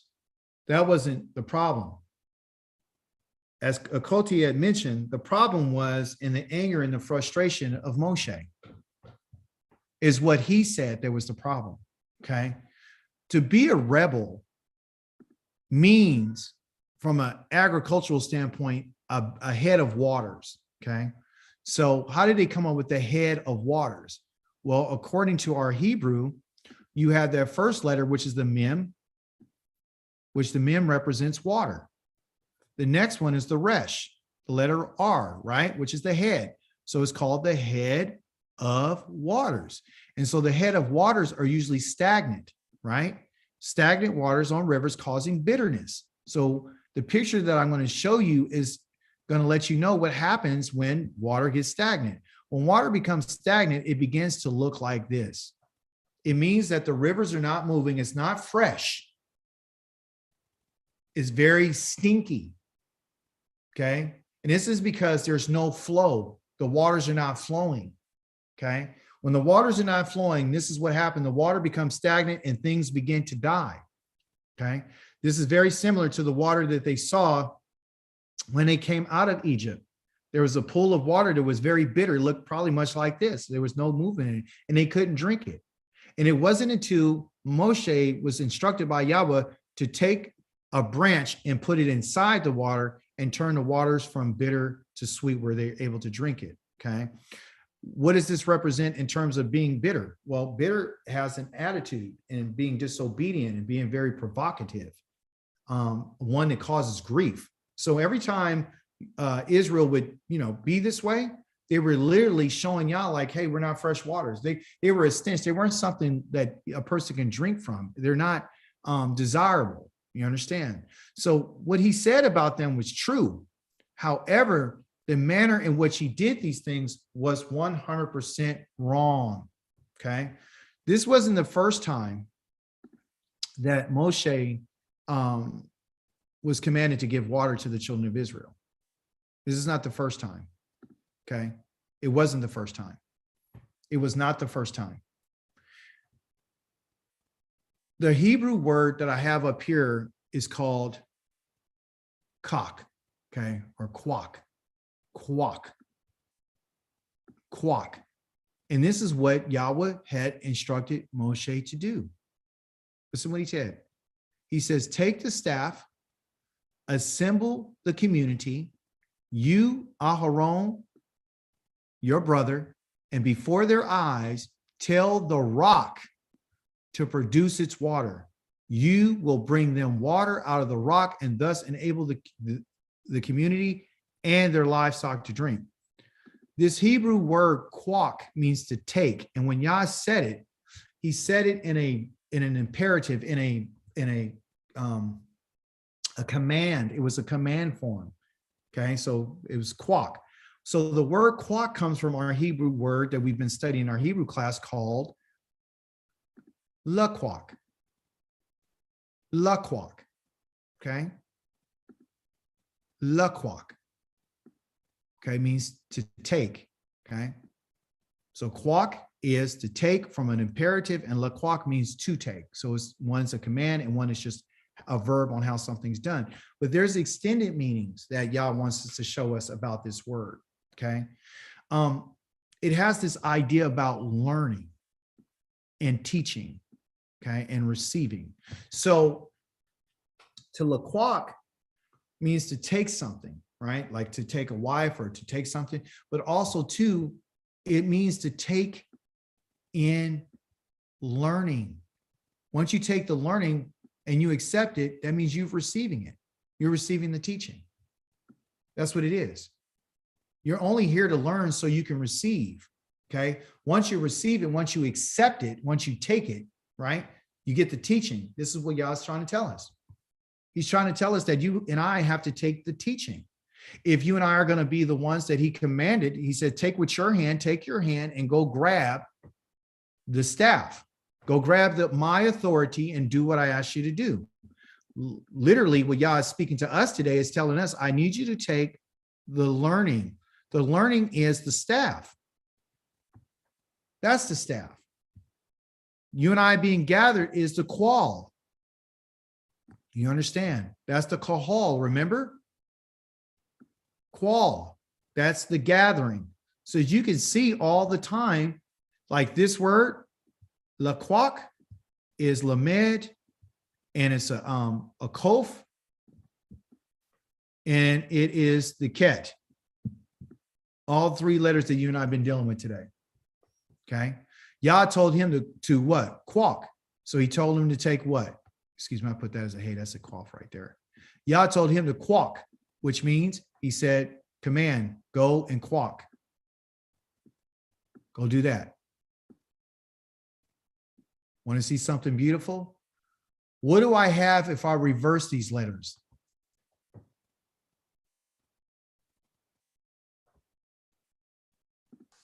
What word do I have if I reverse to quack? Quack means to take. So I'm going to change the letters out. I'm going to put the ket first. And then I got the kof right here. What's that? Coke. That's the kof. Quack. So quack and coke are what? They're related. The coke is the kukim. That's the decree. The quack is to gather. Yah is saying, gather them to the coke. Gather them to what I said. Let them know that I'm setting boundaries. Let them know. So quack and coke go together. That's the beauty of this lesson. You just reverse the letters. Yah showed that to me. He's saying that if you and I are going to build and understand the boundaries of what he said, you and I are have to going to laquac. We're going to have to take the learning. We have to receive it, accept the teaching. That's what you and I are going to have to do. Go ahead, Kwa. You raise your hand. Toda. Yeah, I was thinking about what we were talking about the other day, Akika, about the boundaries of our diet in what we were reading, and how that really stuck out to me, because it really made me think that, the first thing we do when we become an Israelite, or, we observe the dietary laws. That's the first thing I did. Got rid of all the pork, because that was a boundary that Yah set on us. And we know the benefits of it based on the science that they have today, and just just the nature of the pig itself. And then when we've taken the quack out, or the kukims out of our daily lives, like it is right now, you can see how sick our community is. So those boundaries that Yah has given us, those kukim, it really is for our life and for our good. It's just beautiful. Praise Yah. Praise Yah for that contribution. Absolutely right. For those of you who don't know what this next word is, thank you for that. It's called a yad. Okay. So why does Yah tell him? He tell him to take the quack, to take what? Take the staff, and you have to take the staff in your hand. Your yad. So now we're going to figure out why Yah told him to put it in his hand. Why take it? Okay. Why take this staff? The staff that he told him is called a mate, not a latte at Starbucks, but a mate. A mate is a staff. Okay. So Moshe replied, listen to this. And this is another text that is found in Exodus, and it's in chapter number 4. Moshe said, he replied, but I am certain they won't believe me. Okay. They won't believe me, and they won't listen to what I say, because they'll say, Yahweh did not appear to you. Yahweh answered him, and what is that in your hand? What is that in your yad? What's that in your hand? So this is the first experience that Moshe had with Yah when Yah called him and commissioned him to go ahead to the children of Israel. And he says, what's that in your hand? He said, it's a mate, it's a staff. It's a staff. So a mate is a staff. But the question or what he said is, they won't believe me. So Yah is saying that belief is directly connected to the staff. Listen to me very carefully. Them trusting in Moshe in the work that he did was based on this in particular mate. The same mate that Yah told him to take from out in front of the out of the tent of meeting is the same one that he had. Moshe replied, but I am certain that they won't believe me. They won't listen to what I say, because they'll say Yahweh did not appear to you. That's always been the question. This has been the problem since Israel has left Mitzrayim. They have always believed that it was Moshe, and they never believed it was Yah. They never believed it. So Yah says, I'm going to put something in your hand for you to do something with, so they would believe. The staff is what's going to give you, which is the mate, okay? The mate in your hand is going to bring the belief that I sent you. That I sent you, okay? Because it's about Yahweh. That's who it's about. It's about Yahweh, okay? Giving him an answer, okay? So they're having a conversation in Exodus chapter number 4, and let's look at the brew on it. Let's figure out what the belief is, like I told you earlier. The word to believe, unlike the Christian of just, nothing that could be obtained or nothing could be grasped or nothing could be seen, it's not true. The Hebrew word for believe is called aman. It means to confirm, which is to take a stand, right? To let it stand true, something that grabs hold or supports something. I think it was a week ago when Koti Khandra had said that we need to be more supportive to one another, which is this term of aman, to be faithful to it, to confirm and let it stand, right? We have to support each other. When we don't do these things, of course, then you're not saying that you believe what the person's doing, okay? Yahweh asked Moshe to take the staff in his hand to get the people to confirm what Yahweh has said, okay? And so the extended idea too is that by him doing this is the passing of strength or skill to the next generation. If you believe something and if you stand true of something, if you're going to confirm anything that Yahweh has ever said, you're going to support what he said. You're going to grab hold of it so you can pass it on to the next generation. This is the reason why Yahweh decided for Moshe not to be able to go and take the children of Israel into the land, because he failed to confirm the words that Yahweh had said. He failed to confirm it. He failed to do an aman. He failed to grasp the concept of supporting what Yahweh had said. There's no reason for him to go into the land with these people if he himself had lacked the confirmation, the confirming of Yahweh's word. He wasn't at that in particular moment, because his anger, he wasn't able to do it. And so Yah is letting us know, like, you guys can say some things, right? And based on what you do can cause someone else to do something else. So as Koti has said, we got to be careful what we say. And as a result of what he said, ended up where he didn't go in. This next word that we have here is called panim. Panim has to do with faces, okay? And I'm going to give you a little bit more explanation from a Hebraic standpoint, okay? Just before we go in there, Yah saying, take the staff. I need you to take your hand, the staff, okay, in your hand, and I need you to go before the people's faces. They're panim. That's why I have these two words here, because it has to do with what Yah had told Moshe to do, okay, to appear before them. The word before is right here in Hebrew, called panim. That means before their eyes, before their faces, okay, because that's where their eyes are, in their faces. So I need you to quack your yad and put the staff, the mate, in your hand so you can appear in the presence of the people, the quahal, okay? There is some method to my way that I do things. So when he says go stand, right? I need you to stand, right? So let's read it. It says, Moshe cried out to Yahweh, what am I to do with these people?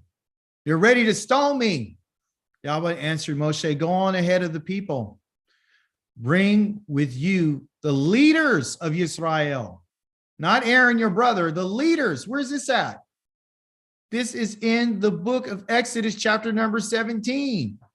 Take your staff, take your mante in your hand, your yado, the one you used to strike the river, the same one you did all the miracles with, and go. I am standing in front of you. There on the rock in Korev. You are to strike the rock. I thought in our Torah portion this week, he said not to strike it. He didn't even mention strike. He said to speak. Here he tells him to strike it. In Exodus chapter number 17, verses 1 through 4. And instead of bringing Aharon, he's told to bring the leaders of Israel. Interesting. And the water will come out of it, just like it did when they were in Kadesh. So the people can drink. Moshe did this in the eyes of all of the leaders of Israel. So why these two experiences? Why one time Yah tells him to strike it, and then the second time he tells him to speak to it? That's the question that needs to be answered. And I'm going to give that answer to you after we get the brew on standing. Okay. So Yah says, I'm standing. Okay. In the English, it didn't say I'm standing. I changed this in my slide here because it said, I will stand, meaning in a future tense, which is wrong. It was in the present tense that Yah says, I'm standing in front of you. So this is the importance of learning the grammar of the Hebrew so you can really know, well, he didn't say, I will, not future tense. He said, I am standing. I'm with you right now. So Amad means to stand, okay? And to stand means to raise or to set something in place, okay? So Yah has taken a stand, and usually when we hear about Yah in the scriptures, we always hear about Yah was sitting on a throne. We always hear about him sitting on a throne. Now he's not sitting on a throne, he's standing. He's in the presence. He's in the presence of Moshe. The people don't see him. They don't see Yah. Moshe doesn't see Yah. Nobody sees Yah, but Yah is there. So what is he letting us know? Yah is letting us know, and he got me on this, to understand that you, may not be living among you, but you are in my presence. I do see you. You live in my presence. Like he said, if the stars and the moon and the sun didn't come out and the stars didn't come out and the moon didn't show up, then Israel will not exist in my presence as a nation.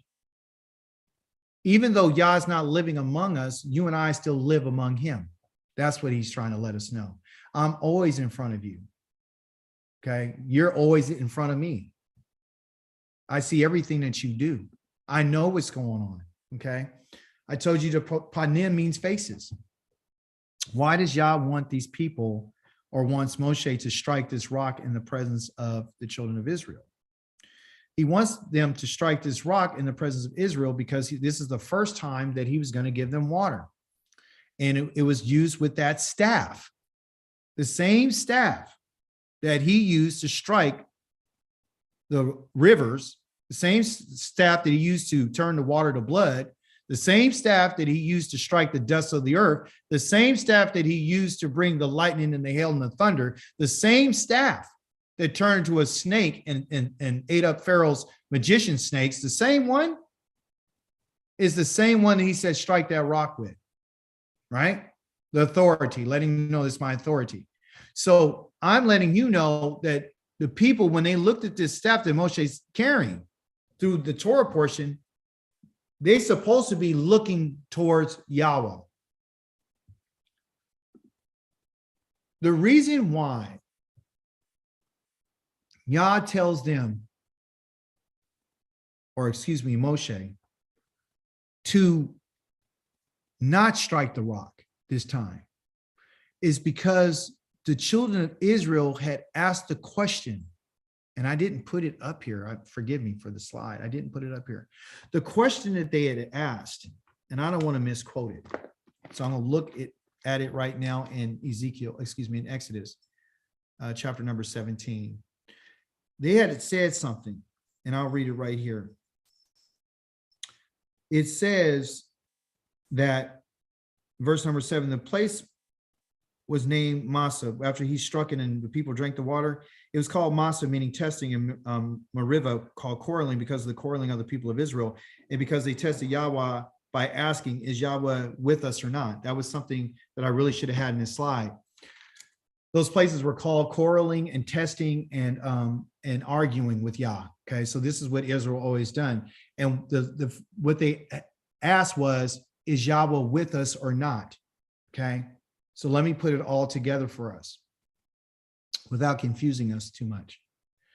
The first time that Yah asked, or the people asked and quarreled with Yah and tested him about water, that was one of the first tests they gave him. They wanted to know, is he here with us or not? Is he here or not? So that was in chapter number 17 of Exodus. The second time was the time when they asked for water when they were in the desert of Kadesh, in the holy place. And they said, well, why'd you bring us out here? Or you just brought us out here to kill our animals? So this is the second time they've done this. So Yah tells Moshe to bring that rod with him and speak, to take it, put it in your hand and go to that rock, and I'm going to be there. And now, instead of you smacking the rock, right, the first time that you did, I'm just telling you now to speak to the rock, okay? Because what Yahweh was trying to show the children of Israel is that he was with them, because that's what their argument was. So when they saw that staff, they should have known that Yah was with there, and they should have known the power of Yah. What Moshe and Aharon did, you guys, is they robbed Yahweh of the opportunity to prove to his people that he was with them. That's what this is all about. Which brings us to our final part of the Ya'an. That's what this was about. This was about Moshe and Aharon giving Yah the opportunity to prove that he was with them. That's why this story is here, because the first one, it was their arguing and complaining about not having water. The second one was arguing and complaining about not having water for their animals and their kids and so forth and so on. The same thing they've always been doing. So this in particular time, Yah says, I'm going to prove to Israel that I'm with them, like for sure, because the first time he said, is he with us here or not? So now, instead of them depending on Moshe to strike a rock, I want you just to show and prove to them that I am with them, and I did hear what they asked. So just speak. And so, as Akoti mentioned, what they did was they misrepresented Yahweh, and they misrepresented his character. And when they misrepresented his character, it robbed Yah of his glory. And that's what Moshe and Aharon did. So if you look right here, Ya'an means a response. And we're going to go a little bit into that in a second, but I want to read the text. It says, Moshe raised his hand and he hit the rock twice with the staff. Okay. Water flowed out in abundance, and the community and their livestock drank. And then it goes, there's more to that. But the response of Moshe, when Yah asked him to take that staff from in front of his presence and go to the rock, he followed every detail of what Yah said up until a certain point. When he got to the point of having to execute, okay, the final part of what Yah was said, he lost it because of his emotions, and he got angry. And he mentioned him and his brother. When Yah condemns Aharon and Moshe, he said in the Hebrew text, it talks about both of them. When Yahweh instructed Moshe, and according to the text, in the Hebrew text, he instructed not only Moshe, he instructed Aharon as well. They were both part of it. It wasn't Moshe just taking Aaron right along on the ride. So the conversation that they had, okay, as brothers, okay, was, we're going to show them. We're sick and tired of them. Now it's us against them, because if you notice on our journey, all you hear is Israel complaining against Moshe and Aharon. In the beginning, it was just against Moshe. Then it switched from Moshe to Aharon. Okay. Then it went both Moshe and Aharon. See, so they're back on them again. So they're fed up and they're tired. So this Ya'an, this response, okay, is what Moshe did. His response to his anger, how he felt and what was in him, caused him to raise his hand and hit the rock twice with the staff, which often you would think, well, he hit it the first time, so what's the problem with him hitting it twice? is simply because he didn't keep what Yahweh said. He raised his hand. He raised his hand against Yahweh. That's what he did. It's not when we disobey Yah and we don't do what he says. And anytime we would exalt ourselves over what he said and go outside of what he said, you and I have exalted, lifted up, and we're full of pride. If we elevate what we think above what Yahweh says, we're raising our hand against Yahweh. And that's called rebellion. And that's called disobedience. That's called exaltation. Okay. So he raised his hand against Yahweh. That's how far he went. Okay. Against what Yahweh said. He raised his hand against Yahweh's holiness. It's not on accident that Yah tells us that he raised his hand, because Yah had already mentioned to us that in Exodus that he raised his hand there and he struck the rock. So why is he giving him a hard time right now? He just did what he was normally supposed to do. No, what he did was he responded without thinking. And often you and I respond to situations and people without thinking, which means that you and I have to be able to put some boundaries on what we speak and what we say. His response caused him, his Ya'an caused him to lose sight of what Yah commanded. And based on when he responded the way he did, the same word for Ya'an of giving a response is the same words is used for an answer. And here they translated it as because, but Yahweh said to Moshe and Aaron, because, meaning Ya'an. You can look it up on Bible Hub, Ya'an, because this is my answer to you. My answer to you is that you did not, Aman, you did not support. That's what Aman is. It's not to just believe, you did not support what I said. You grabbed hold of the rod, the mate, like I told you, but you didn't grab hold of my words. You see? So you and I can have a faith. We can try to keep the command, but then it's not just keeping it to till you get to a certain point. You have to execute the command. That's what Yah is trying to tell you and I. If you and I are going to say that we have faith and we support what he says, just don't keep the Shabbat because you know that I'll kill you. You need to delight in the Shabbat. That's executing the command. Don't keep the Shabbat. Well, I'm not going outside today. I'm not going to do any work today. I'm keeping the Shabbat. Are you celebrating the Shabbat? That's a command. It's a command to celebrate. It's a moedim. It's a festive time. It's not a time of mourning. It's not a time of fasting. How are we executing Yah? How are we executing what he asked us? What's our answer? What's our response? Because Yah's going to have an answer. Yah's answer is only in regards to whatever our responses will be. Whatever we do, our actions, just think about what Moshe said. It was his attitude. It was his behavior. And by the way, folks, Yahweh told Moshe and Aaron that they were the rebels in the Hebrew text. When he says you did not do, you don't obey what I said. Okay. That is called rebellion. In the Hebrew text, he says, you guys didn't, you Mara. Your Mara, your rebellion, your attitude, you provoke me. And as you can see, as Akoti had mentioned, there's no exceptions. And as we see right here, because you did not, Oman, you did not support, you did not grab hold to what I said in me, okay, so as to cause me to be regarded as Kadosh, because that's the ultimate goal, is to be brought to a place of us understanding who Yahweh is and what he is, okay? He's not a man. That's number one. He's set apart. And you did this in front of the people of Israel. So what I'm going to do now is you will not bring this community into the land that I've given them. in spite of you being the most humble man of all humanity, because that's what God said earlier in chapter number 12 to Miriam and Aharon. And despite him being a servant of Yahweh, despite him being the most faithful in all his house, despite him being one who's long suffering, there is an answer from Yah based on our actions. And when you and I fail, okay, Moshe failed in this point. But of course, I'm not condemning Moshe.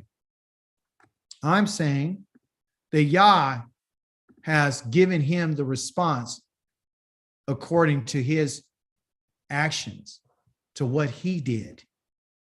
And you and I should learn from this, that if we act a certain way, you're going to get the response from Yah. You're going to get your answer. Okay.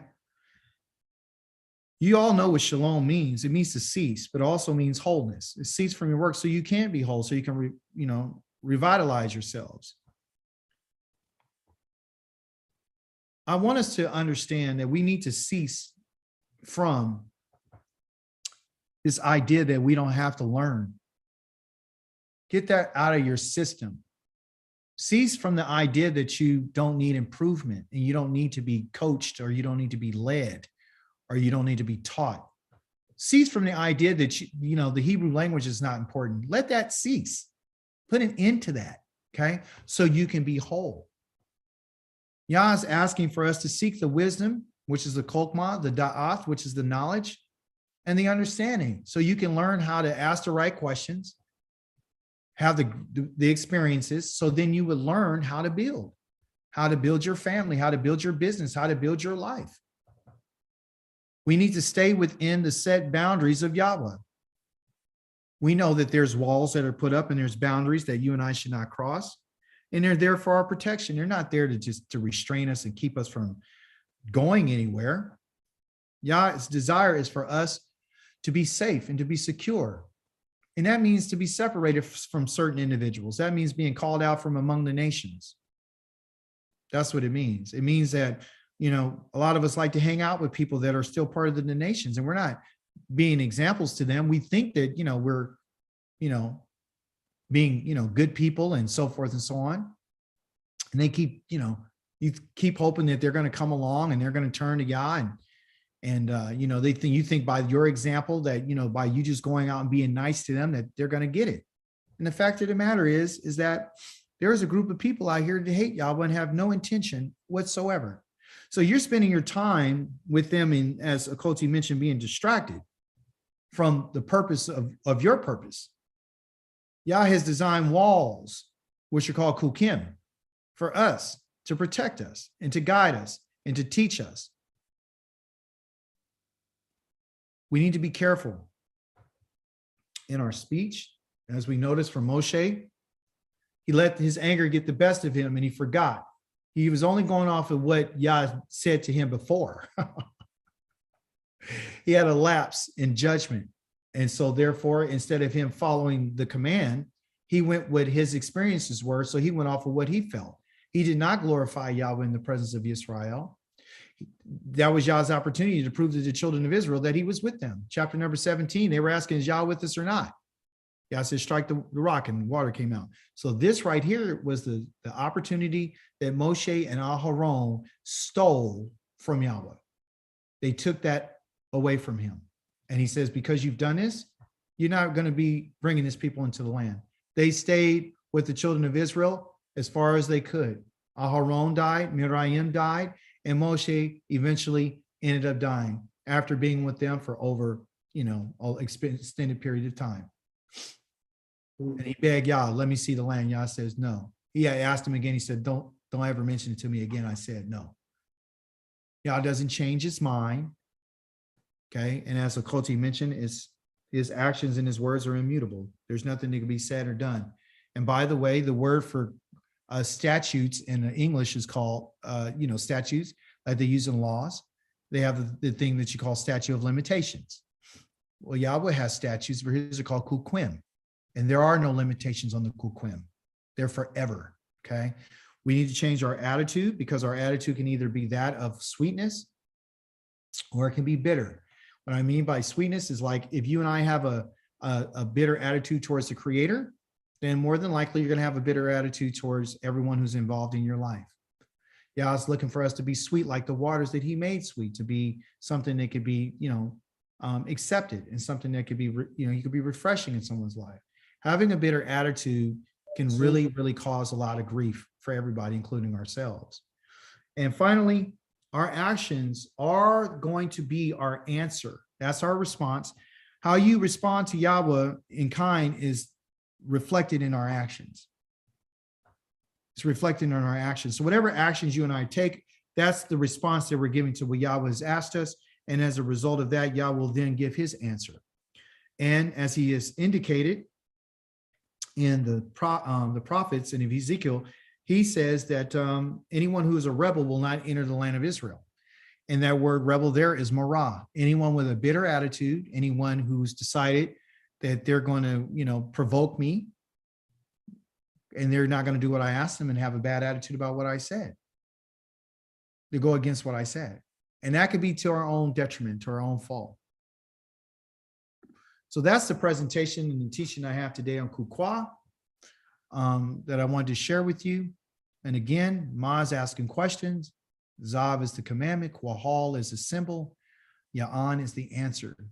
So the question is what command did Yah give to the assembly, and what will be our response? What's going to be our response? Is it going to be wisdom, knowledge, and understanding? Is it going to be that? Is it? What are you going to take? What are you going to learn from this? What are you going to take your hand? Whose faces are you going to turn? You understand? What is it? What is it going to be for us? That's the question. That's the kokma. Hallelujah. Any questions, statements, contributions? I have a question. Absolutely. Moses didn't go into land, and neither did Aaron.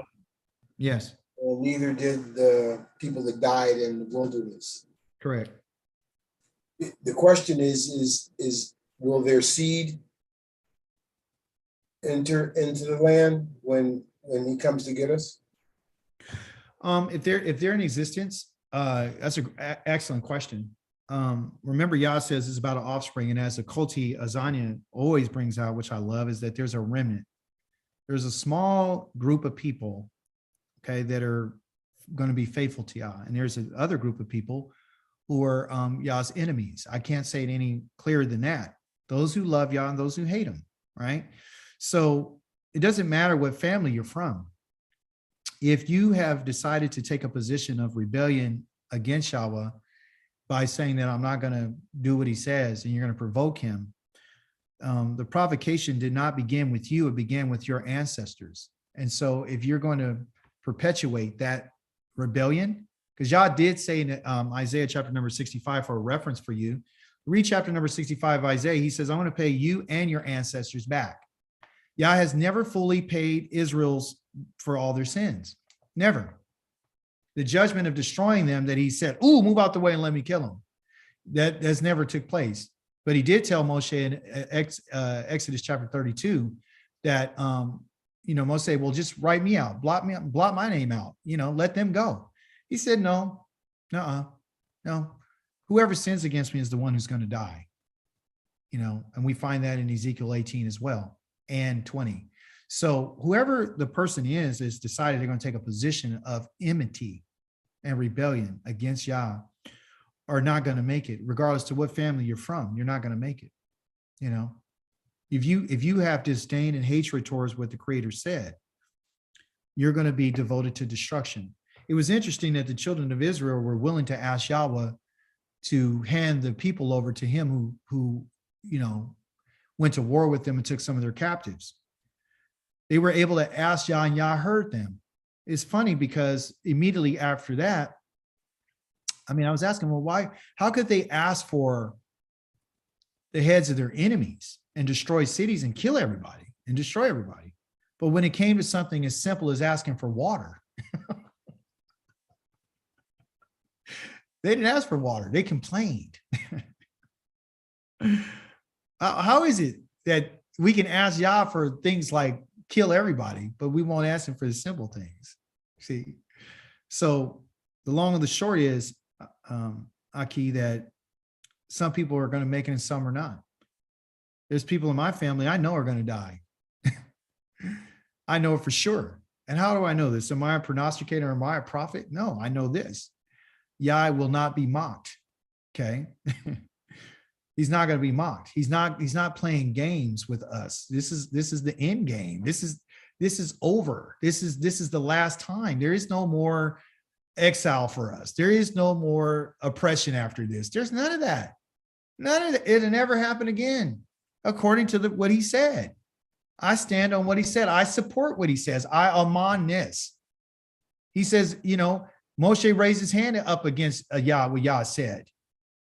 Moshe did not establish and support what Yah says. He didn't lift up Yah. He lifted himself up. He exalted himself.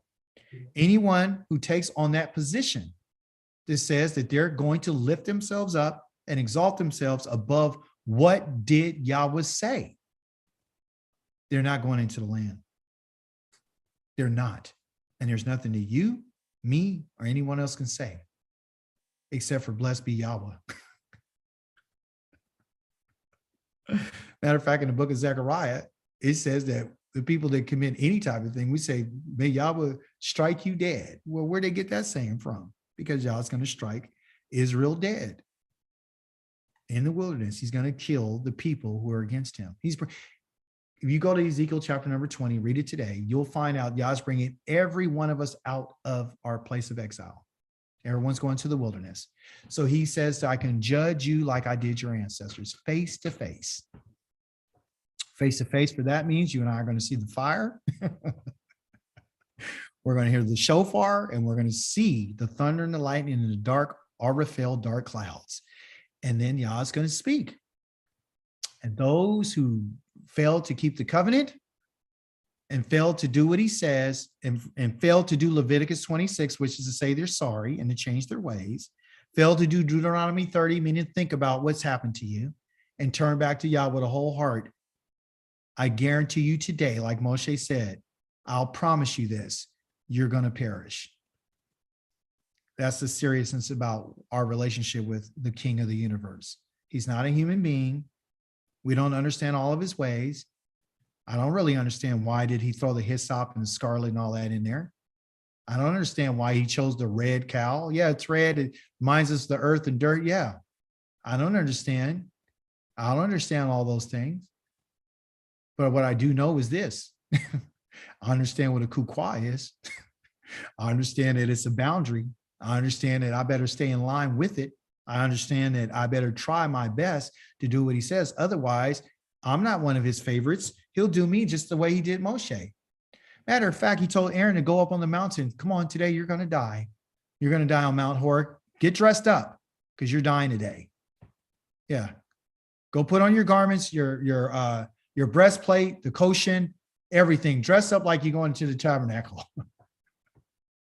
Then I'm going to bring you all the way up to the top of this mountain where everybody can see.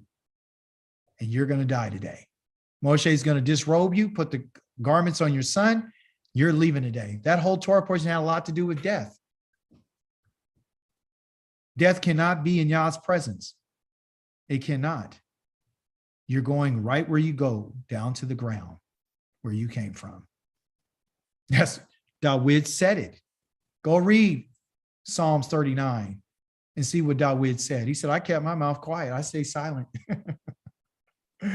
Chapter 40, I asked Yah, what teach me, make me grasp.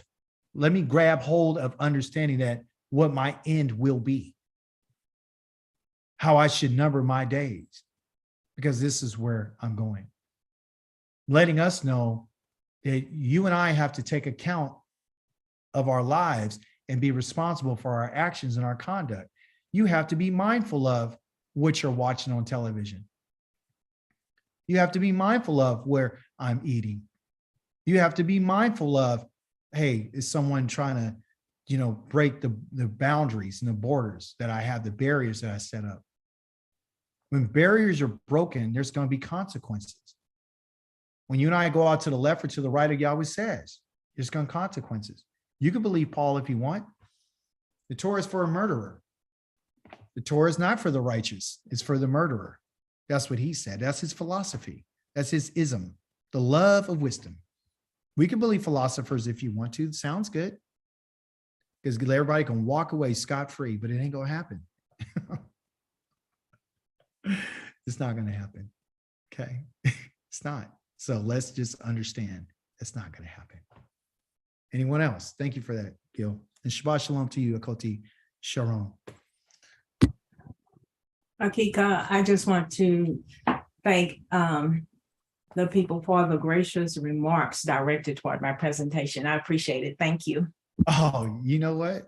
We need to thank you because your voice and I felt the love and I felt the correction. I felt like Yah's moving upon us and he's preparing us and he's getting us all prepared.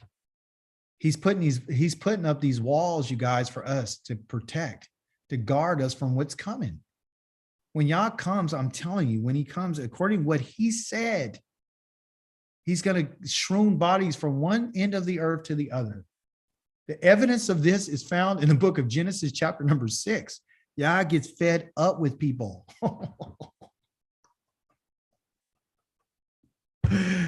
But only guarantees you and I have is if we keep the Torah. If you keep the Kukim, then you're going to be straight. If you have it, if you do it. But also, too, he lets you know in that same thing, if you go outside of what I said, you go outside of the boundaries that I set, you're not going in, according to what he said. That's why I push, what did he say? I don't care about what nobody else is talking about. I don't care about nobody else's philosophy. I don't care.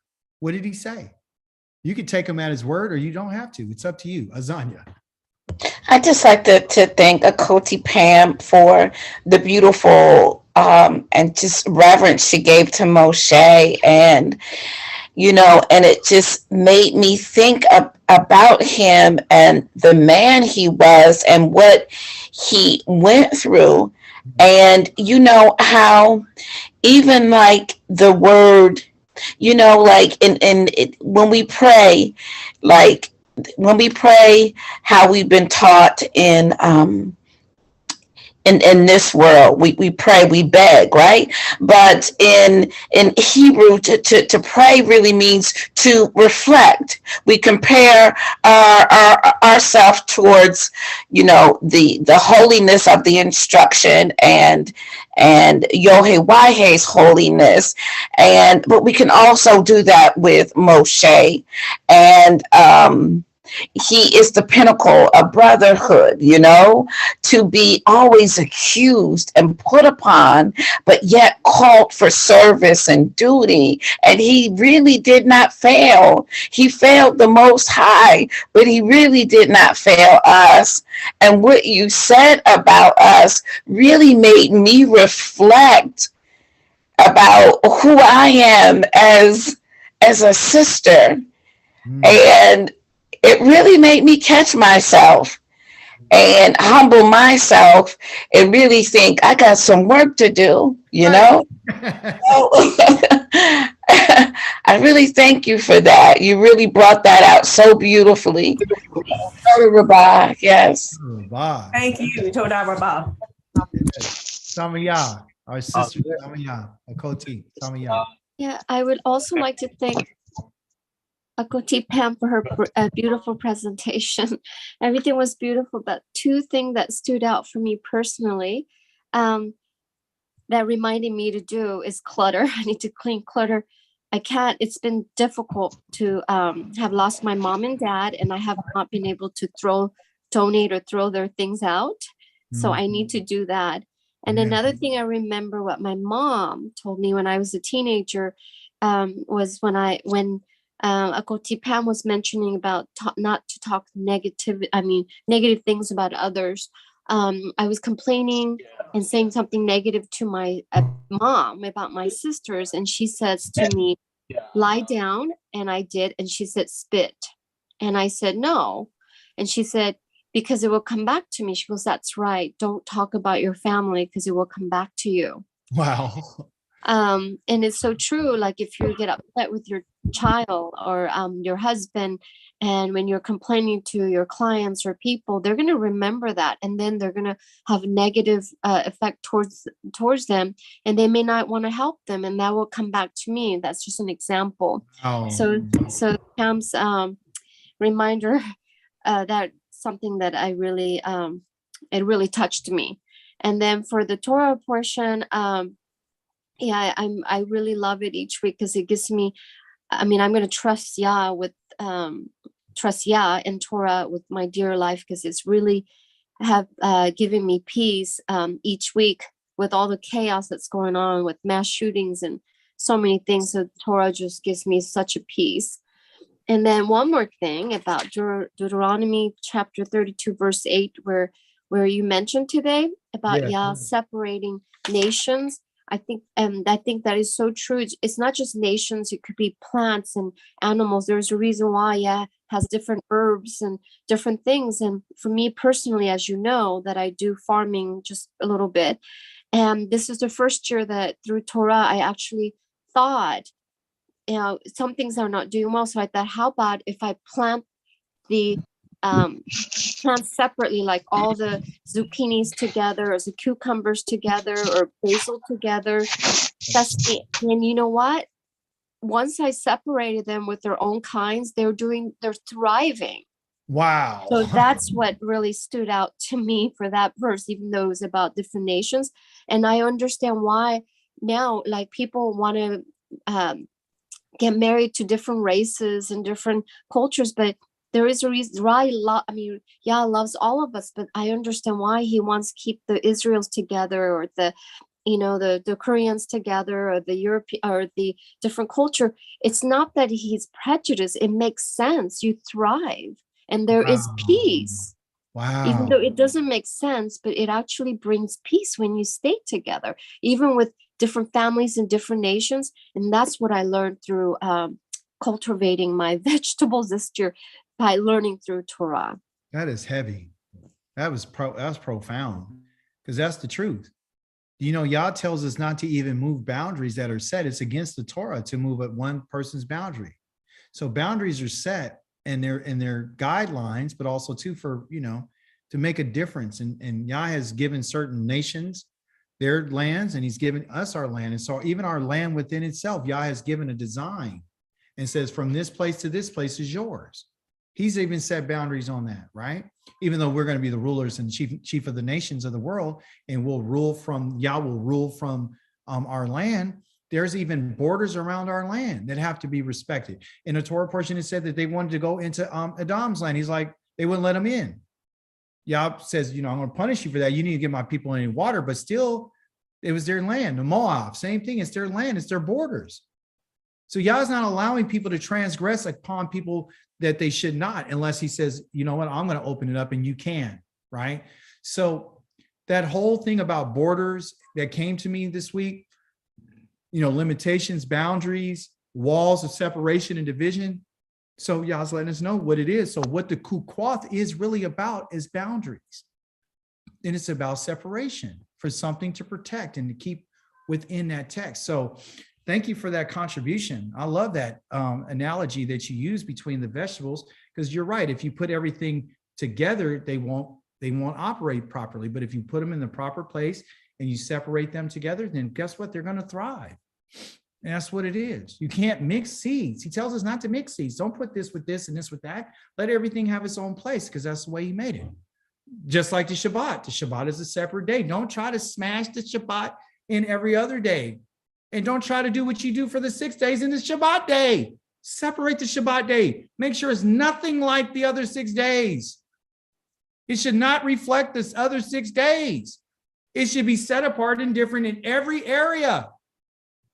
I'm talking about the way that the way you dress, the way you eat, the way you think, the way you celebrate, everything. That's what he's saying. And some of us, it's going to give us a little bit more time. We're all learning. So I'm not here to condemn anybody, but I'm just here to tell us that the Torah portions is what's helping all of us, and it's bringing us to a whole nother level, because Yah wants to know which one of you guys are going to do what I asked you to do. Who's going to show some respect? You guys gonna get it? Yeah, I got it. Anyone else?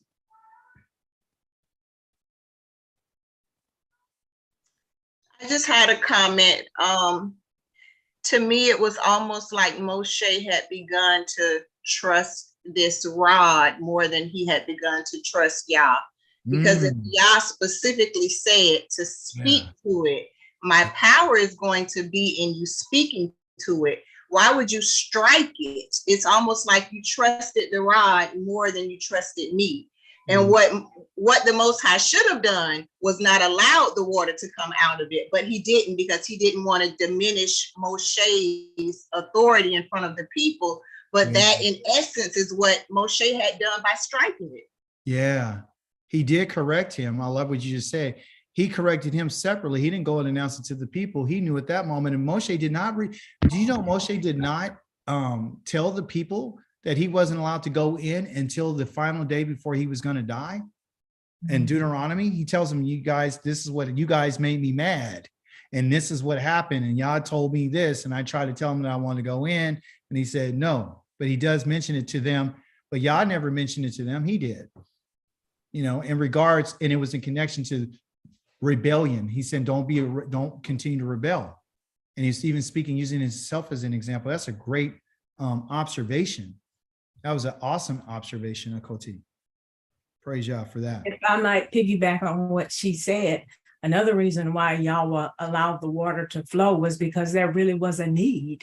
The people needed water. Wow. And he loved his people. So he let that happen. And also he knew that he was going to get straight with Moshe in a minute. Yeah. Oh yeah. We're going to take care of it when we get home. Remember I told you, I ain't going to do it in front of everybody. I'm going to do it a little bit later. So yeah, he did. He got that straight. Praise Yah. So you guys can see that the Torah portions work. The Torah portions this is the key.